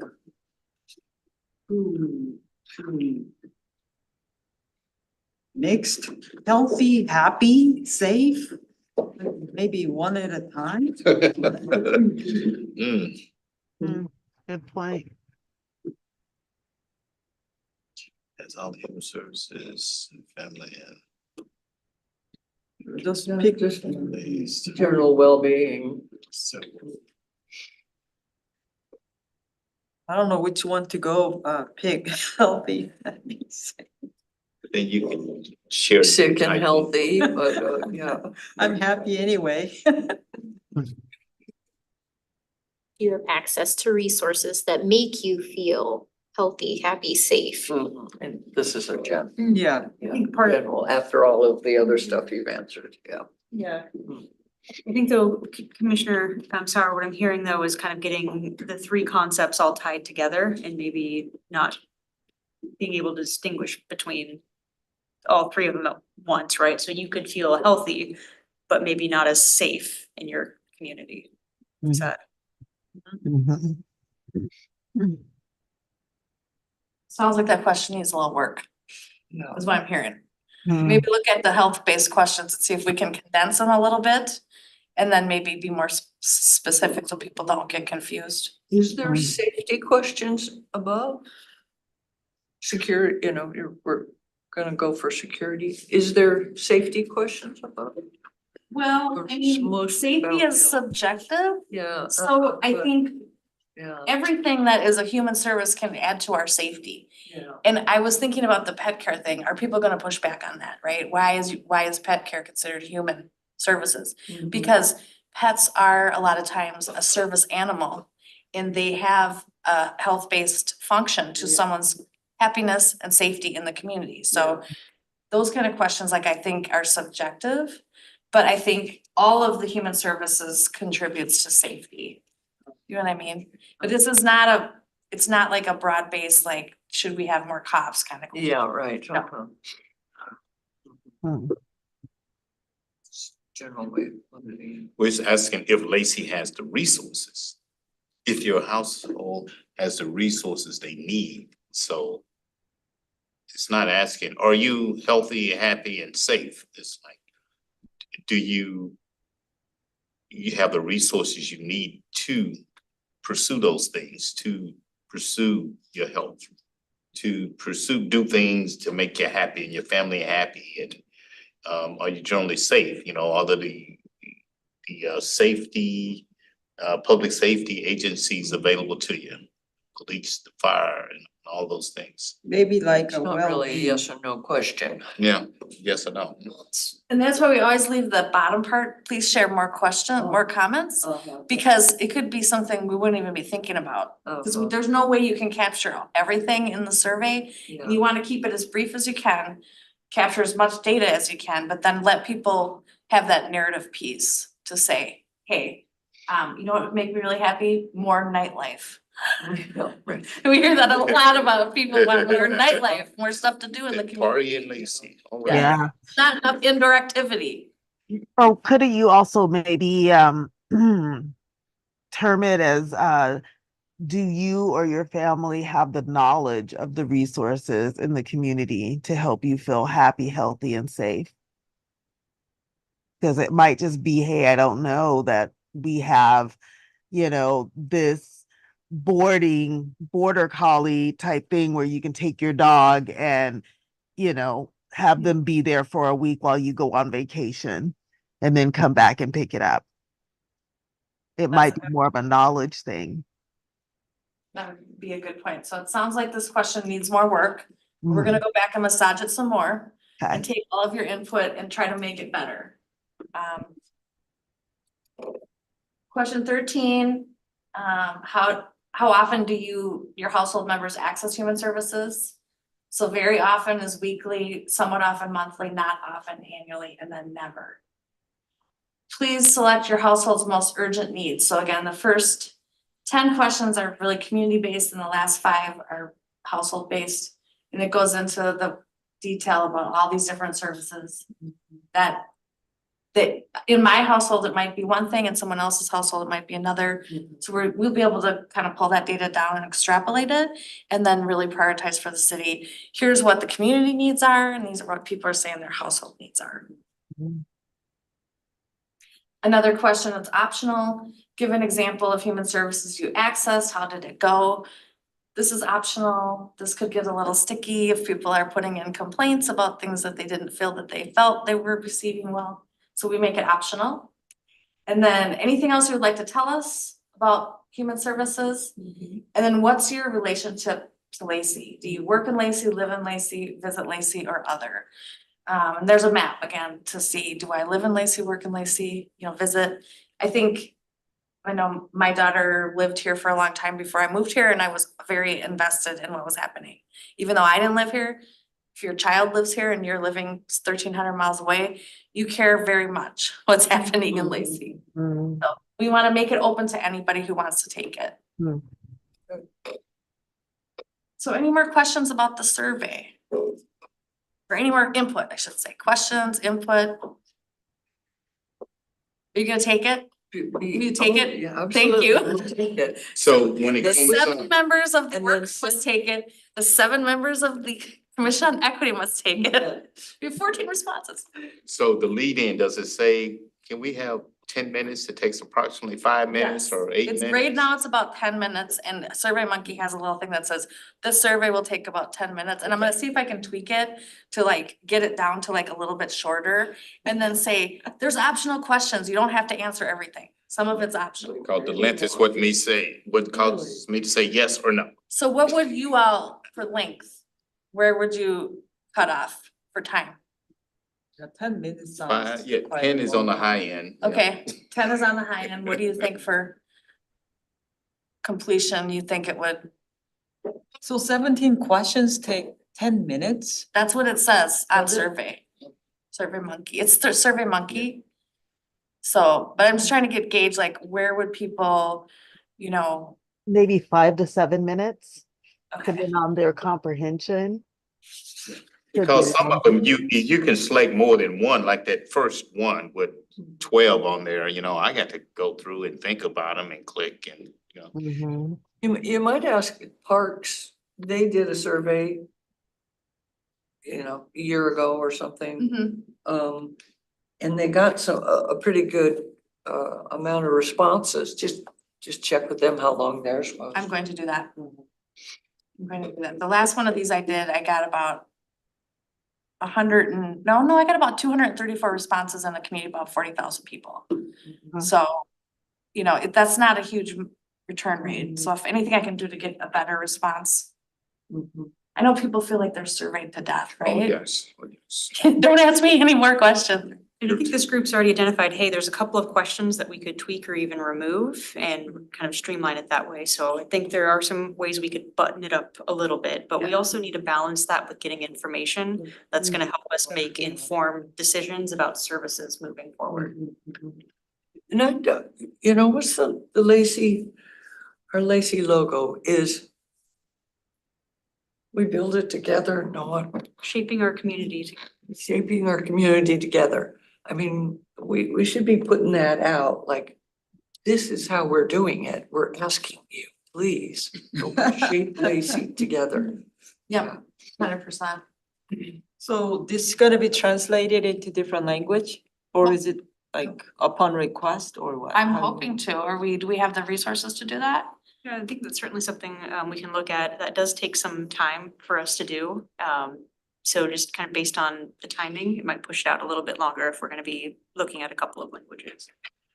There's always options, with some of the systems we use, Commissioner, to use like the algorithm-based translations, but like you've already mentioned, sometimes those can be problematic. So we But might, it's better than nothing, actually. I find it to be 80-90% accurate now. Well, that's good information for us to know, because some things we're thinking about of like, how do we, prioritize, maybe, for example, we know 12% of the population speaks, Spanish, right? Or not, 12% of the population is Hispanic, and they're the largest second language speaking group, other than English. And so maybe we prioritize, getting that fully translated and then have the services available for other translations. And so that's something that Veronica is actually gonna be working through, of determining kind of a language access plan here forward for the city, so that we have consistency when we do these types of things moving forward in the future. Yeah. So I think that's something certainly we'll take a look at, and as you pointed out, Commissioner Sauer, there's places in the questions with language where we could, apply kind of a plain talk lens to it as well, and that also brings down survey time. So I can also volunteer to help. I mean, if Korean is needed. So I can do that. I mean, I can volunteer to help with that. It's actually, like I said, 80% will be done by a machine, and I can just proofread it. So you don't have to, I don't wanna take somebody's business away, but if that is burdensome, then I can help. Cause Korean second largest, right? After Hispanic, that Korean is the. Yes. So if this survey is sent to my household with just one to my household, or is there a way, say, I could take it, my wife can take it? If you had a child there, a teenager or a young adult in your household, how do you get it to multiple members of your household? You just forward it. You just forward it to your wife email and your. But I'm saying, will it have the ability, survey come, can I share it and we Yes, both it's can? gonna be online, so anyone can take it. And we'll promote it with like press releases and push Facebook ads out, or, notices on social media. No, but what I'm- It's not a handwritten going to every household. Okay, but what I'm saying is, if it comes and I open it up, I say, oh, survey. And I want to share with my wife so she can do it, because what's good to me, it may not be good to her. And then if my grandson is spending the night, who's 17-year-old, senior in high school, send it to him. I want to be able, that way your responses would be greater, your percentages would be greater, those types of things, if it's easily shared with members of your family. We don't have, not all of us have traditional household. You see, multi-families in a household, multi-generations in a household. Hit that house, look at a way to get that household, not just the person. Everybody in your household participated, get something. You Kudos should be from. able to just forward the link. Well, if So that the works. answer is yes, we're not gonna lock it down by IP address. Okay. There are ways where Good. you can make it where if one IP address responds, then that's it. Mhm. We're leaving it open, you could take it, you could send it to everybody, you could have them take it on your iPad. your That's what phone. I want to do. Yep. Yeah. That makes sense. Right. So Okay. my address, they're gonna go, wow, these two people. Hey, this guy's got a lot of Oh my opinions. God. We will see that though. We will see like, hey, this IP address took it 5 times. Are Everybody they in the about to get family. divorced? Okay, and then the last item is our needs assessment outline. And so obviously, we're gonna get all this feedback from the community, we're gonna do our focus groups and do our survey, come back and put it into some kind of report. So this is what a needs assessment outline looks like. This is all, again, just a draft. It starts with the land acknowledgement and, Commissioner Hart has her hand raised. Hi, yeah, so my question kind of went alongside, because it is gonna be an online document.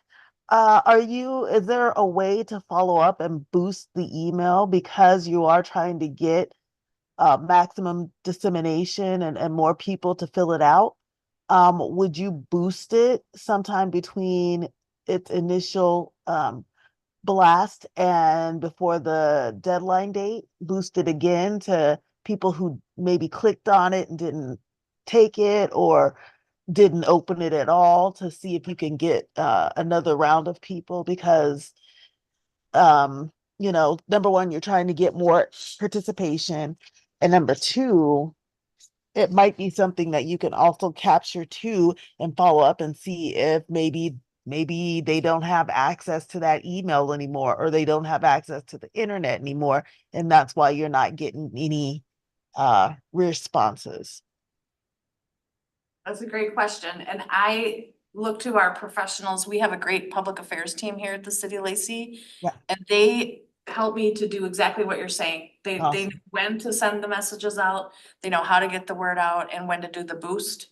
Mm. Cause there's like a window, you don't wanna do it too soon or too late because people forget. Mhm. And like we can do like targeted marketing to different groups if we feel like we're not hearing from particular areas. We Mhm. can do direct target marketing. Yeah, cause if I do a Kaiser appointment, they send me a survey. Then if I don't respond, they send me a reminder, then they'll say a final reminder. Yeah. Yep. Okay. And your work fits into our strategic plan as well in terms of livability, and your survey information coming back to us when you know, is helpful in marking. Right, I think they go hand in hand. Yeah. Go hand in hand. Yeah. So we wanna make sure that we also include, you know, the city's information about their goals and stuff, but then again, the commitment to equity, you know, we would include parts of that in our, you know, outline of the city priorities, demographics, and then the equity piece. And then what our human services roles and functions are. Why are we doing it? To increase engagement, awareness, and support.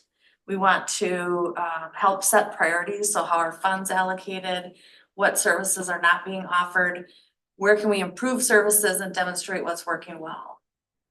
And then establish and maintain excellent relationships with our partners. We've had longstanding partners with different nonprofits and community-based organizations and all these different stakeholders. We want to make sure that we keep good relationships with them and they know what we're continuing to work on this, like you said, do a good job of telling the story that we are really out doing the work and we are engaging. We're not just saying we're gonna engage.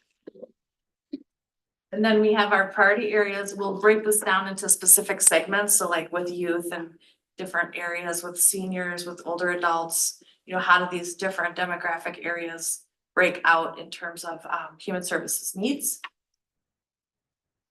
Where are we going so that we vision, priorities, goals, and actions, and measuring success? Future planning, funding, that's always a question if the city council is gonna prioritize this grant program again. Are they gonna keep it going or is it just gonna be a one time? I think the hope is that's gonna be a continuing allocation and that we'll be able to fund human services going forward in this manner. And then the appendices, which seems, you know, maybe kind of exhaustive, but it's really important to have people see their voices heard. And there's nothing worse than going into a meeting or being part of a focus group or taking a survey and not seeing your words or your ideas, you know, influencing that document and that plan. So we're gonna include the needs survey and results, include the focus group survey and results. The individual interviews, obviously confidentiality, we're not gonna put anybody's names or anything like that in there.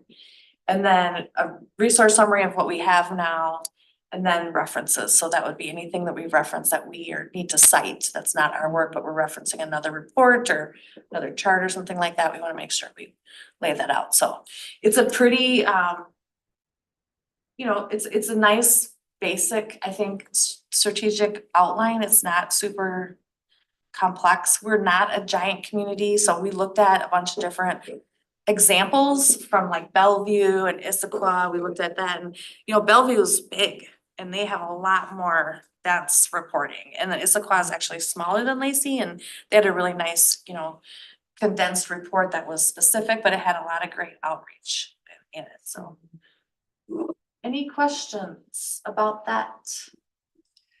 In telling the story of human services supported by Lacey, I mean, obviously the dentist doesn't work for Lacey, you know, all these things, but the partnerships, I think, being clear about how Lacey partners, encourages, you know, works with the economic development and you know, how we partner with in order to make a better community.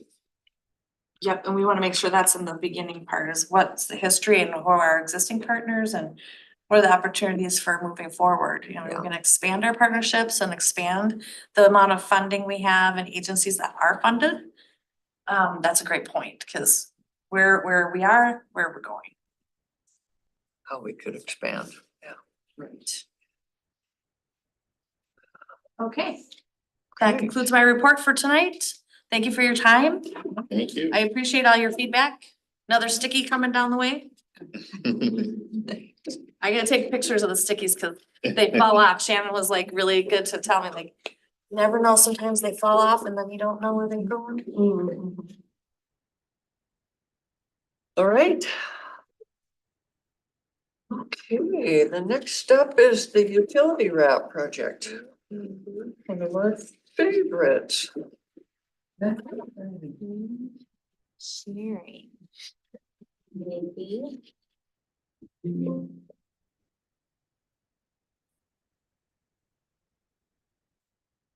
All right, well, thank you everybody for having me back. My name's Sadie Sidlin. I'm the management analyst, and I'm here to give you an update on our utility wrap project.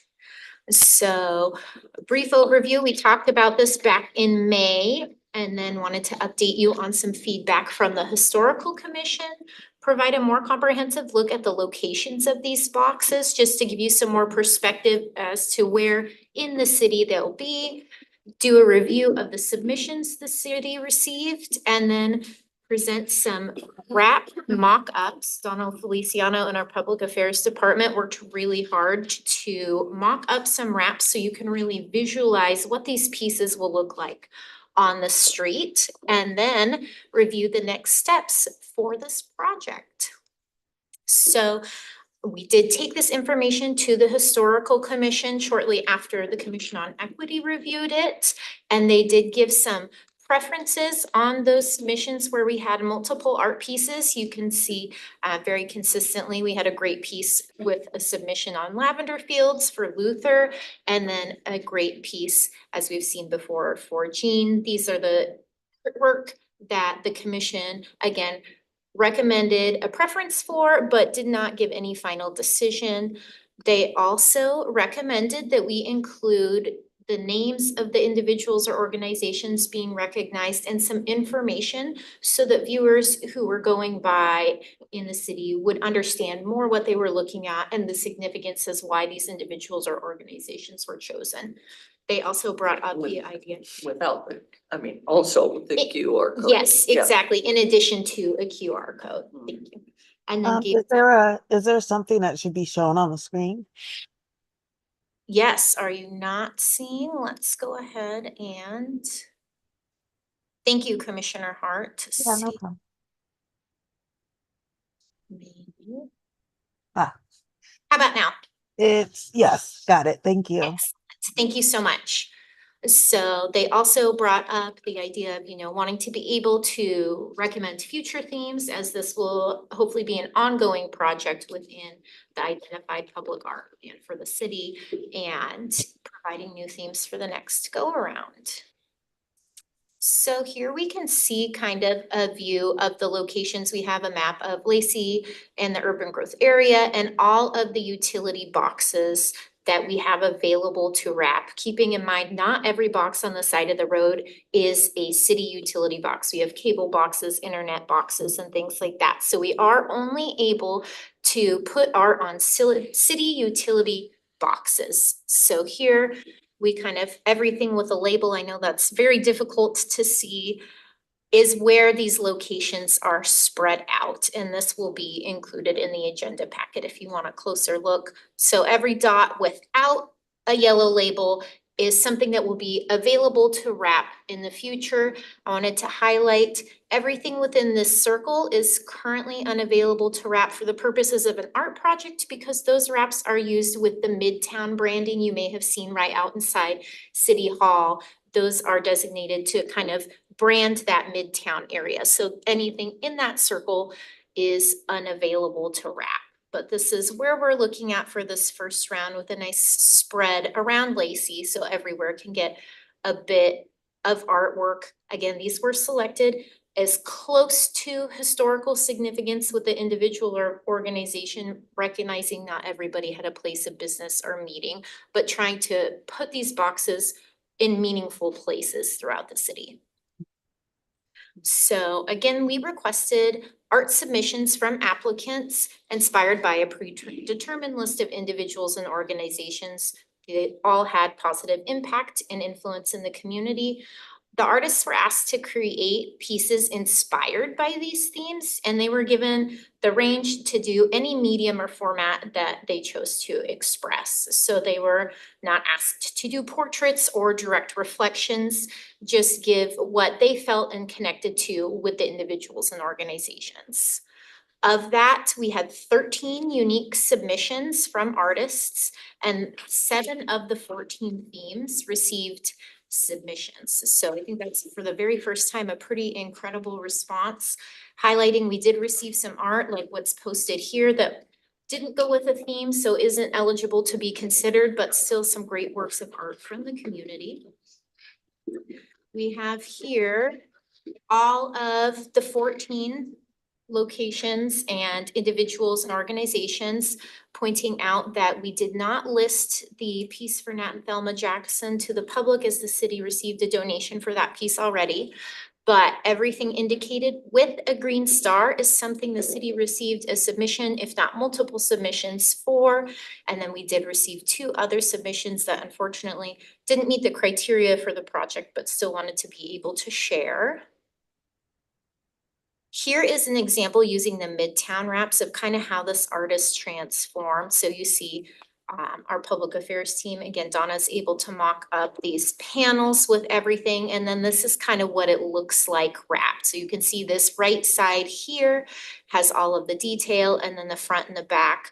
I would like to point out each box is in a different location with different visibility. So what is prioritized on the front and side panels may slightly be adjusted to have the best view for spectators when they're going by that specific box. So this is one of our first themes for Cecilia Smith Carpenter. This is what the submission looked like as we had received it. And then this is where the location over by Martin and Galaxy is, so kind of outside that Red Robin, a view of what that will look like on that intersection. And then here is a mock-up that's done taking that original piece, but also spreading it in a way that can be viewed around the utility box and reusing some of the symbols and art within the original piece. We also have the addition of some information about the individual with photos that we used kind of for this posting. And then there is some information on the other panel which talks about the project and has that QR code where people can scan and go to the website. They'll be able to see the bio about the individual or organization. And also the hope is that selected artists will provide a little information about themselves so we can have a little meet the artist for everybody who provided something. Is that QR code gonna remain black or can you make that white instead? There is some room for adjustment, and some of these colors may also change by the time the vinyl is actually developed, depending on how that will look in print. So we will work with our public affairs team to make sure that it's visible, and then again, get the vendor's recommendation when printing these vinyls of if this is going to be clearly visible and actually work, because it would be unfortunate to have a QR code that our phones couldn't pick up. So that is a great question, Commissioner Hart.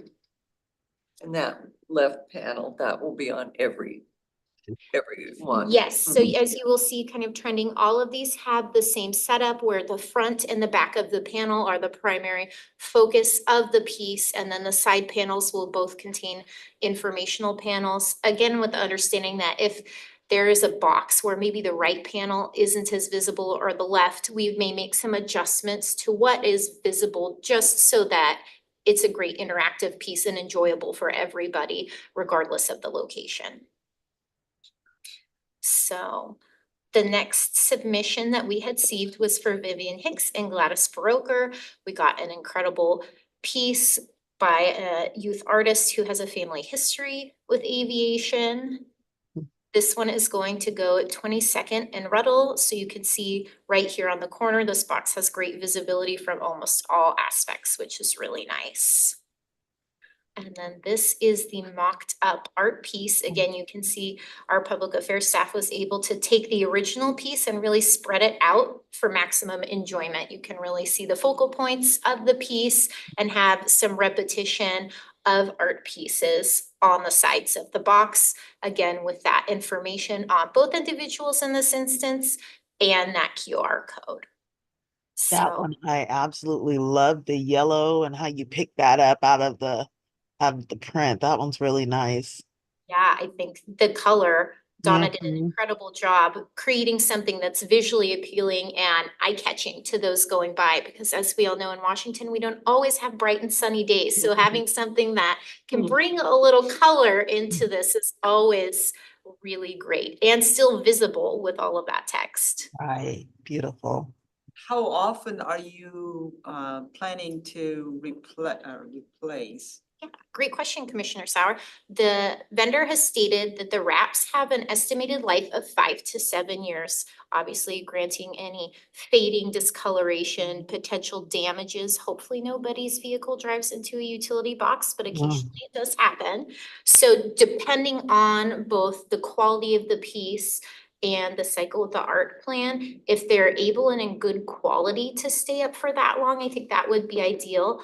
But this project is anticipated within the public art plan to occur every 2 years. So if we did get to the point where, as we saw, we have limited boxes to wrap, but maybe more themes, there may be a consideration to replace them sooner to continue the project. I think it will just depend on, again, the quality of the wraps when the time comes and what we have going on with the project, if that's still the way we want to go for utility wraps, or if maybe we have some recommended changes by then. But they should last, again, 5 to 7 years, and they do contain a UV and pollutant protectant to help with any sort of fading or buildup from all of the trees and things that we have. So they should, in theory, last a long time.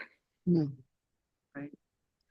So the next one we received a submission for was Lacey Mintz-Mezawecki, did I say that right? The sister city, and we received this submission for our sister city. This box will be close to City Hall. It's right up here, straight up College on the corner. Again, really great visibility and lighting. And then we have here a mock-up where we were able to highlight some key components and then repeat some features to really add some dimension and fill in the box. Again, a very nice, colorful submission. Mhm. The next one we have is a submission for the Lacey Women's Club. We have our photo of inspiration and our submission here, which has been very lovingly called the wrapping paper. It is really nice, colorful piece. This one is gonna go over on Clearbrook and Lacey, excuse me. You can see really great visibility, but this one does have some side barriers. So that's something when we're designing that will be taken into consideration is how can we adjust that for maximum viewing? And then here is a great example of how that's just really repeated and so vibrant and colorful. The next, I see. did you have any questions, Commissioner Hart? Oh, no, I was just saying the side panel, is there any way that you can landscape it instead of portrait? Landscape the right and the left side panel so that at least the wording can be visible since it is blocked? We are looking into options to how best adjust that, and we'll be able to maybe work with our vendor as well on different ways that we can both create the consistency with all of the wraps, but make everything visible. So that's definitely something on a case by case that we are looking into adjusting so that all of this information is still equally available, yes. Yeah, because it did turn out really nice. I was kind of worried about that one, but yeah. I like the panels look pretty good, nice and colorful. Yeah, I think this is a very vibrant one, and we've got some rain clouds and some color, very indicative of our weather here in Lacey. Yep.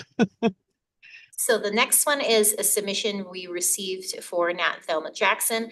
This one was provided in a stained glass format, and actually the only one we currently have that wasn't just digitally provided. So that one is really cool and has some great textures to be transitioned. So this one will go over off Kenwood and Pacific. Very great views all the way around, but then again, keeping in mind, we do have the side box, so being mindful of what we're placing there when the time comes. And here is the mock-up. Again, you could see the way Donna was able to really carry elements of the design all the way around. And then in this one, we got really great reflection of that stained glass look as the artist completed it. So really great visualizations for that. Nice.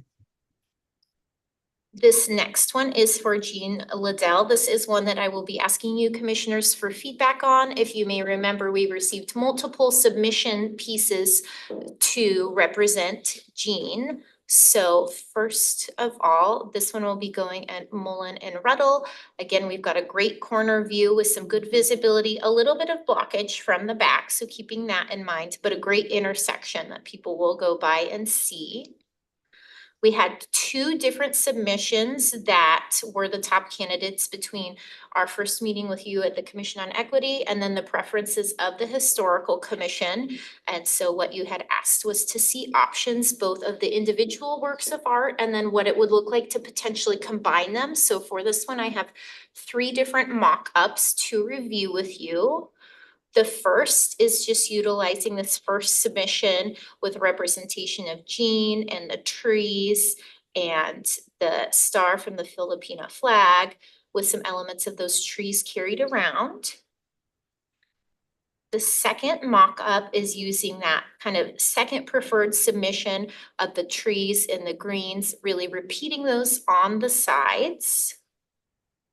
And then the third option was the combination of both that you were hoping to see. What would that kind of look like if we used more than one? So we can see keeping this design, the focal piece on the front and the back, but then utilizing those trees from the other option as side paneling to fill in.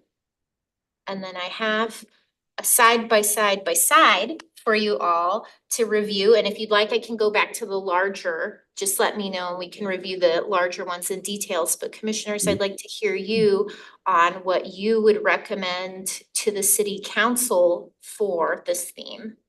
The option 3. Option 3. Option 2, Three. unfortunately, but yeah, I'm open to any of it.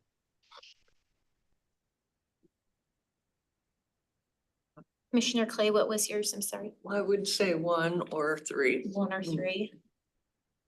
Just make your mind.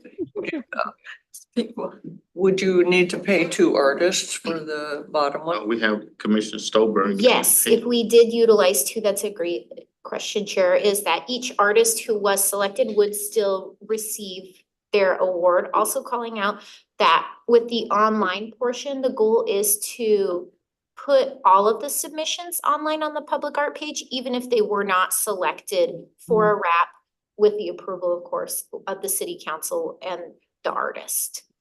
Commissioner Stolberg, did you have a recommendation, or Commissioner Hegwood? I also like option 3. Option 3.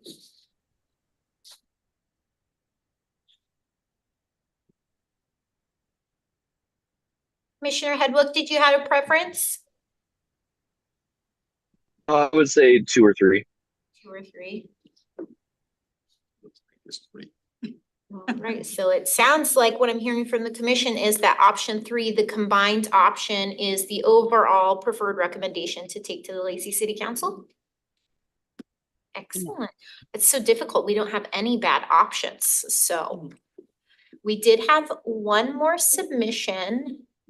And this submission we did receive 2 for. So again, we have an option that was preferred by both the Commission on Equity and the Historical Commission for the preferred mock-up, and then one with a combination of the 2 pieces together. So this one will go down on Bulstrade I'm hoping I said that right, and Yelm.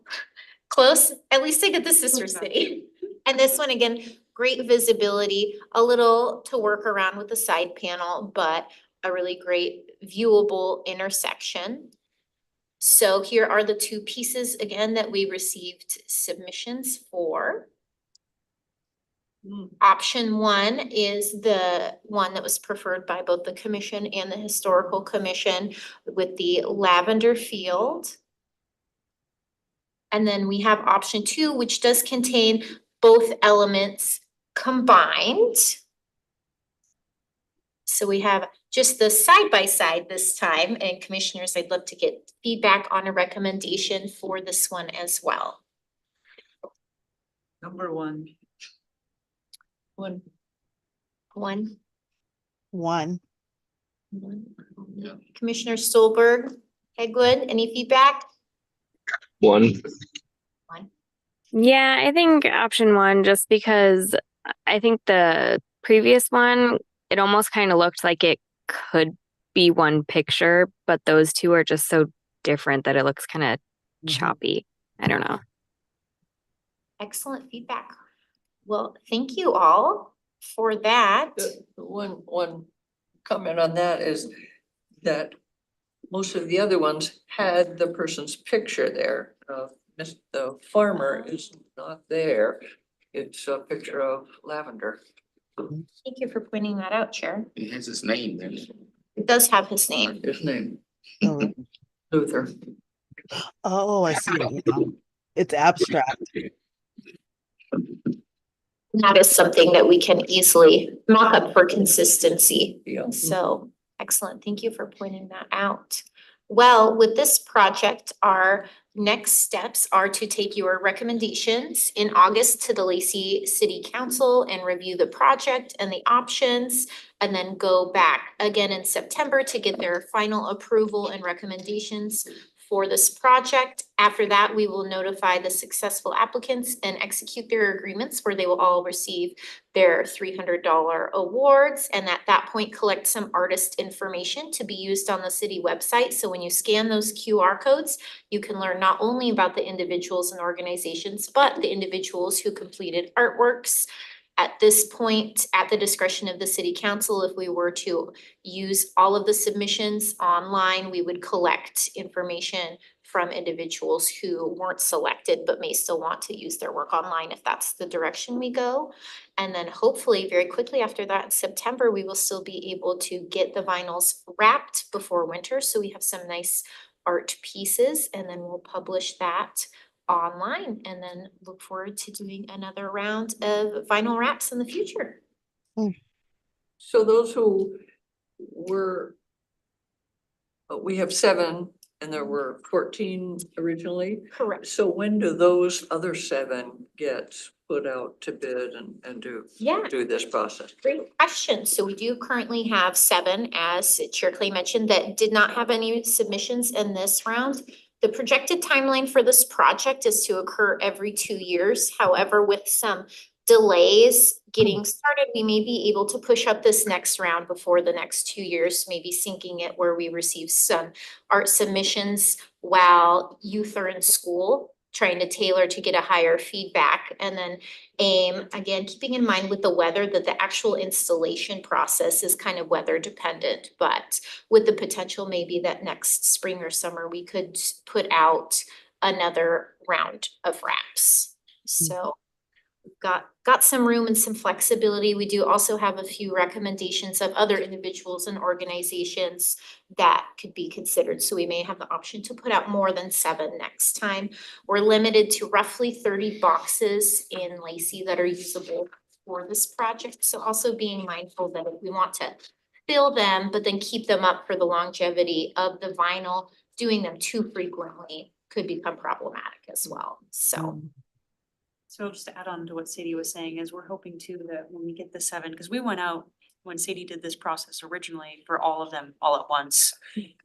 That we hope to drum up some interest, not only from the avenues that Sadie was talking about through schools, but now they'll be out in the community and people will be able to drive by them and see them and like scan the codes. And so we're hoping to use these to help get the word out that, hey, we're looking to do this in the future. We have a few more boxes to wrap, and I think So, this will so really on help. that code, if you go on Yep. that information, it'll say that we have others in the Yeah, there works will and be a the- brief information about the kind of the project and what it is. We do Yeah. have a public art plan, and this is called out as part of the public art plan, so we will be able to provide some information that here's the goal of the project, and the goal is to continue to expand these throughout. So, but as Shannon had mentioned, hopefully now that people are able to see and visualize what their work of art looks like transformed too, it will be really inspiring, and then maybe even help inspire different ways that artists could provide things, and what type of artists. We were very fortunate, we had some great youth artists, but hopefully we'll catch the eye of some of the art community in this area, because we do have a very large art community. and you're in contact with the people who, well, all of those, the submission, I mean, all of the rap people. Yes, so the vendors So, that we have rappers. worked with. No, the artists. Oh, the The artists, rappers. No, not yes. the artists, the subjects, there we go, the subjects, so we because they did- had to be, you communicated with them that in the beginning where you're interested in this, that you're communicating with Yes, them. we have been, I know before I took this over, Erin Quinn-Valcho at our museum did a really great job doing all of the research. I'm sure, I believe you all saw those presentations, and connecting with family. And then we had been working together on connecting with any interested parties, family members, living relatives of these individuals and organizations, just to let them know about the project. So they will know, same with any future, we will be having Erin available to help do some research, so we can provide information about the individuals and organizations, and then also make sure, we have consent to share any photos that we may have, if there's any information that they feel is really historically relevant or a priority for the city to reflect when we give those informations about those individuals. So it's definitely collaborative on all aspects. Any other questions, comments, concerns, suggestions? Anything online, commissioners? Nope. I'm hearing nothing, so I will give it back. Thank Okay, you. Thank you so much. Thank you. Okay, well, we're up to number 8, commissioners' reports. Anyone like to report on? Well, I guess, I know my daughter is, I don't know if everybody knows, but she's Miss Thurston County. One day I will get her to come in and introduce herself to the council, but she did do, her pageant about 2.5 weeks ago for Miss Washington, and she did a really good job. I was very impressed at how she did for representing Thurston County. She ended up being top 11 out of 20 some odd contestants. She ended up getting Miss Congeniality as well as the People's Choice Award. So, and right now she's going to be this Saturday, matter of fact, her and her the teen winner for Thurston County actually is going on to Miss Washington Teen. So in Florida, and in January, you'll be able to watch that, and she'll be representing our county. But this weekend, they are having coffee and crowns to promote this scholarship pageant that's getting ready to come back around for this next season. So if you want to put that out in the community for seniors, or excuse me, not seniors, teens from 14 to 17, which my daughter at one time was an outstanding teen for Thurston County as well. And then for the Miss program, it's young adults from the age of 18 to 28 can apply, and it's scholarship dollars for college, trade shows, anything like that. She was at Juneteenth last month, so hopefully folks got a chance to talk with her and find out a little bit more about the Miss Washington and Miss America pageant. It's definitely more than just a pageant. They put in the hard work, and they do all the things. So if you know any youngsters, young adults, or teenagers, also young youth that are but prior to 14 years old, they have an ambassador program. And then for the even smaller kids, they have a pine cone program. So it's all encompassing, and those younger kids actually kind of get introduced and work alongside. No scholarship money, but it introduces them into that world, not the toddler and tiara style, but more of a mentor mentee style. And my daughter actually got started when she was 8 or 9 years old, and her her adult mentee at the time uh got along really good, and over the years that mentee has gone on to watch Naya do the things that she's done. So it's definitely something that I would love to see more individuals of color in our county be involved in, as well as any child that wants to go on to secondary education. Thank you. Must be really proud. Yeah. Onto the director's report, Janet. Great. Well, good evening, Chair and Commissioners. I've just got a couple of items on my director's report. And the first one is starting off with Community Forum and Regional Event Planning Update. And I actually want to turn it over to Veronica to talk a little bit about some of the outreach engagement she's been doing on that behalf. So the main result that we've had so far, it's a meeting with, as I mentioned, with the League of Women Voters and also the Asian Pacific Islanders Coalition. And we introduced to them the idea of organizing an equity forum. And they were very supportive of the idea, same as the Commission of Hispanic Affairs. And we decided that the best date to do it, potential date, would be April 2025. So that we don't have the exact date yet, but it would be April 2025. And the venue, it's called the Washington Center, right? Is this different than the ones that we have had, the two League of Women Voter Forums that we've had?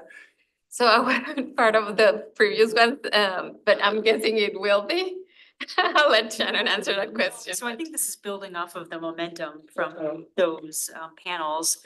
And so the idea with this, and we still have a long way to go, this is in the very initial hit Yes. where we wanted to meet with a couple of key stakeholders and say, what are your thoughts on this? And they were really excited. So we want to move on to a couple more stakeholders and get, what are your thoughts on it? But to your question, Chair, one of the reasons that we reached out to the Thurston County League of Women Voters is because they had put on those panels the last 2 years where they had brought all of the equity officers for the different jurisdictions here in Thurston County. So, representatives from Olympia, representatives from Tumwater, Thurston County, the city of Lacey, to talk about the equity efforts that were going on in those organizations.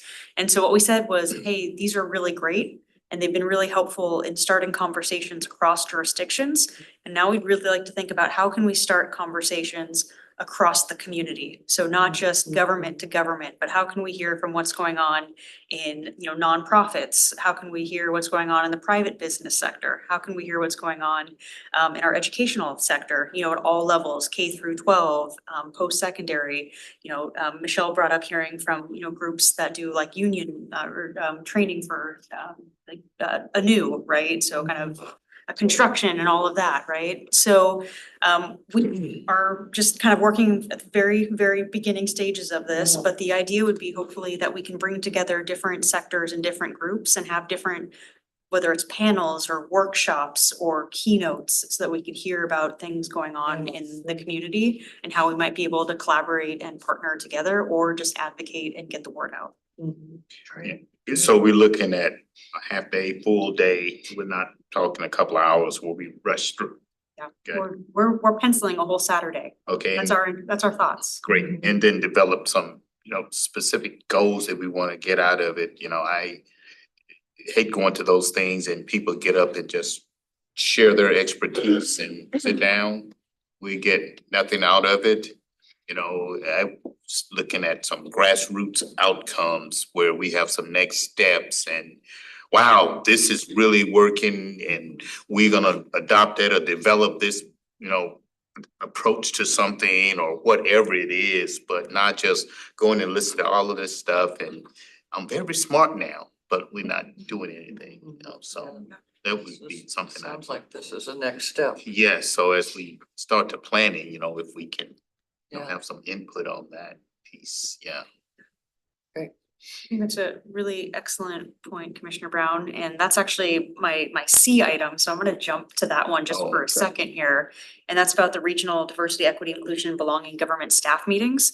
And I just wanted to highlight that that's one of the outcomes of the League of Women panels is now on a consistent basis, all of the government staff are, you know, from at least Olympia and Thurston County and Good. Lacey, we're getting together to talk about what's going on in different jurisdictions. Good. And also learn from each other and get the tools and say like, hey, I saw you did this, can you send me that? And so that's been really a helpful outcome, to your point, of the panels before of now, hey, we're really connecting and we actually have a meeting tomorrow.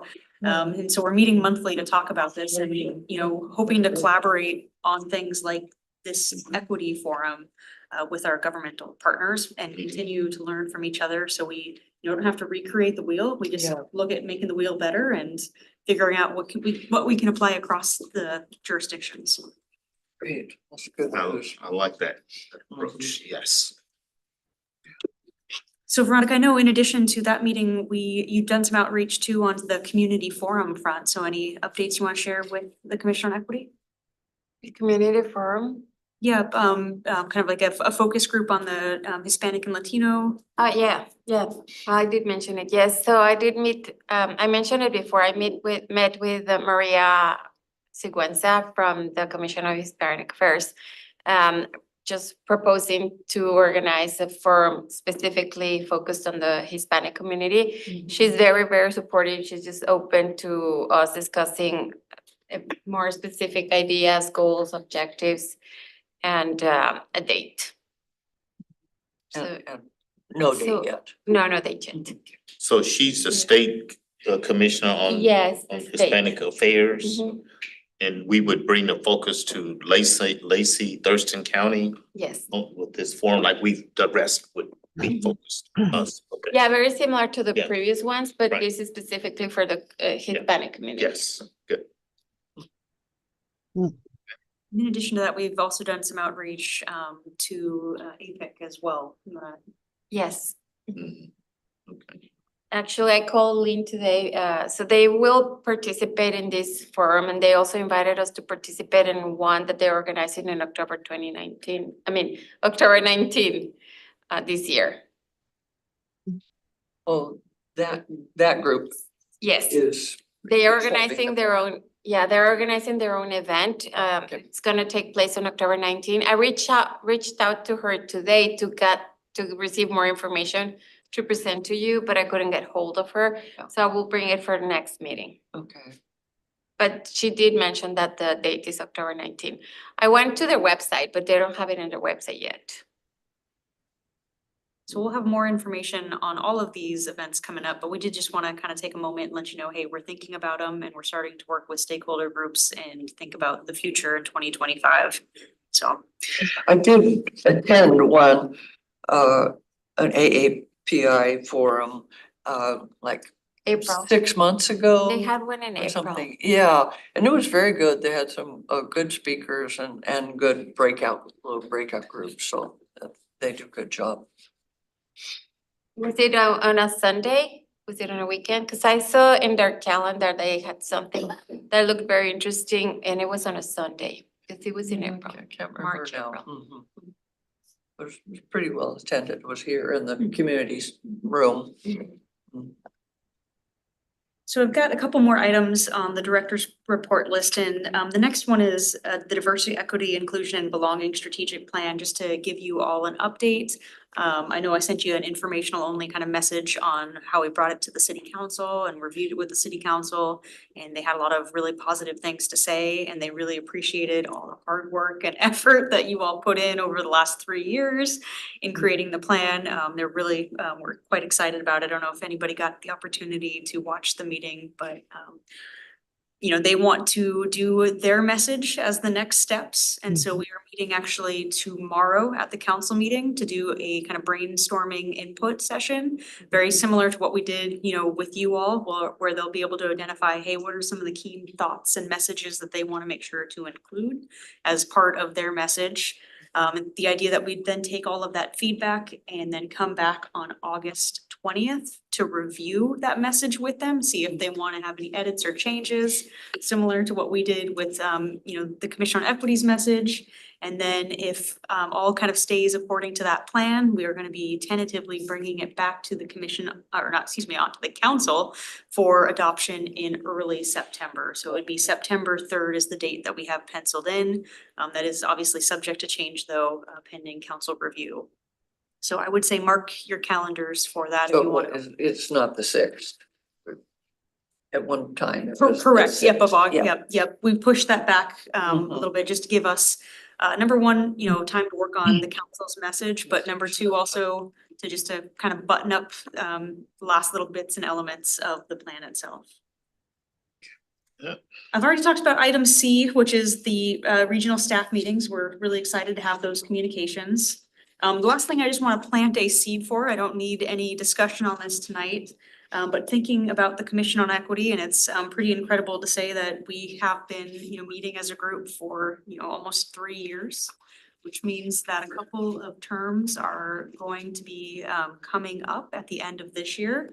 And so I think, you know, the commissioners whose terms are coming up, if you all can think about you know, over the next month, whether or not you would like to consider, you know, another term. Which would be an appointment for a 4-year term. To let me know, and we can connect on that. Yep, they were 3 years for the first one and then 4 years, and then they stagger. Oh, I thought it was some signed up for the 4, Mhm. and then it would be 3 rolling. We'll confirm that, Mhm. Commissioner. We'll send you out some information on it, but I think either way, we've got some terms coming up. Yeah. Mhm. And we need to identify whether or not individuals want to continue, because we do, if they don't want to go, we'll have to go through a recruiting process. And, you know, the council will have to go through the process of reappointments as well. Now, would you happen to know whose term is ending this year? Absolutely, and I can certainly connect with any individuals whose term is ending to let them know that their term's ending. Oh, okay. And you know, actually, it's Commissioner Jackson, Commissioner Clay, and Commissioner Hart. Oh, okay. And that's it for me, Chair. Okay, my goodness, it's 10 to 8. And if there are no other issues, I will adjourn this great meeting. Very good meeting. Thank you. Thank you.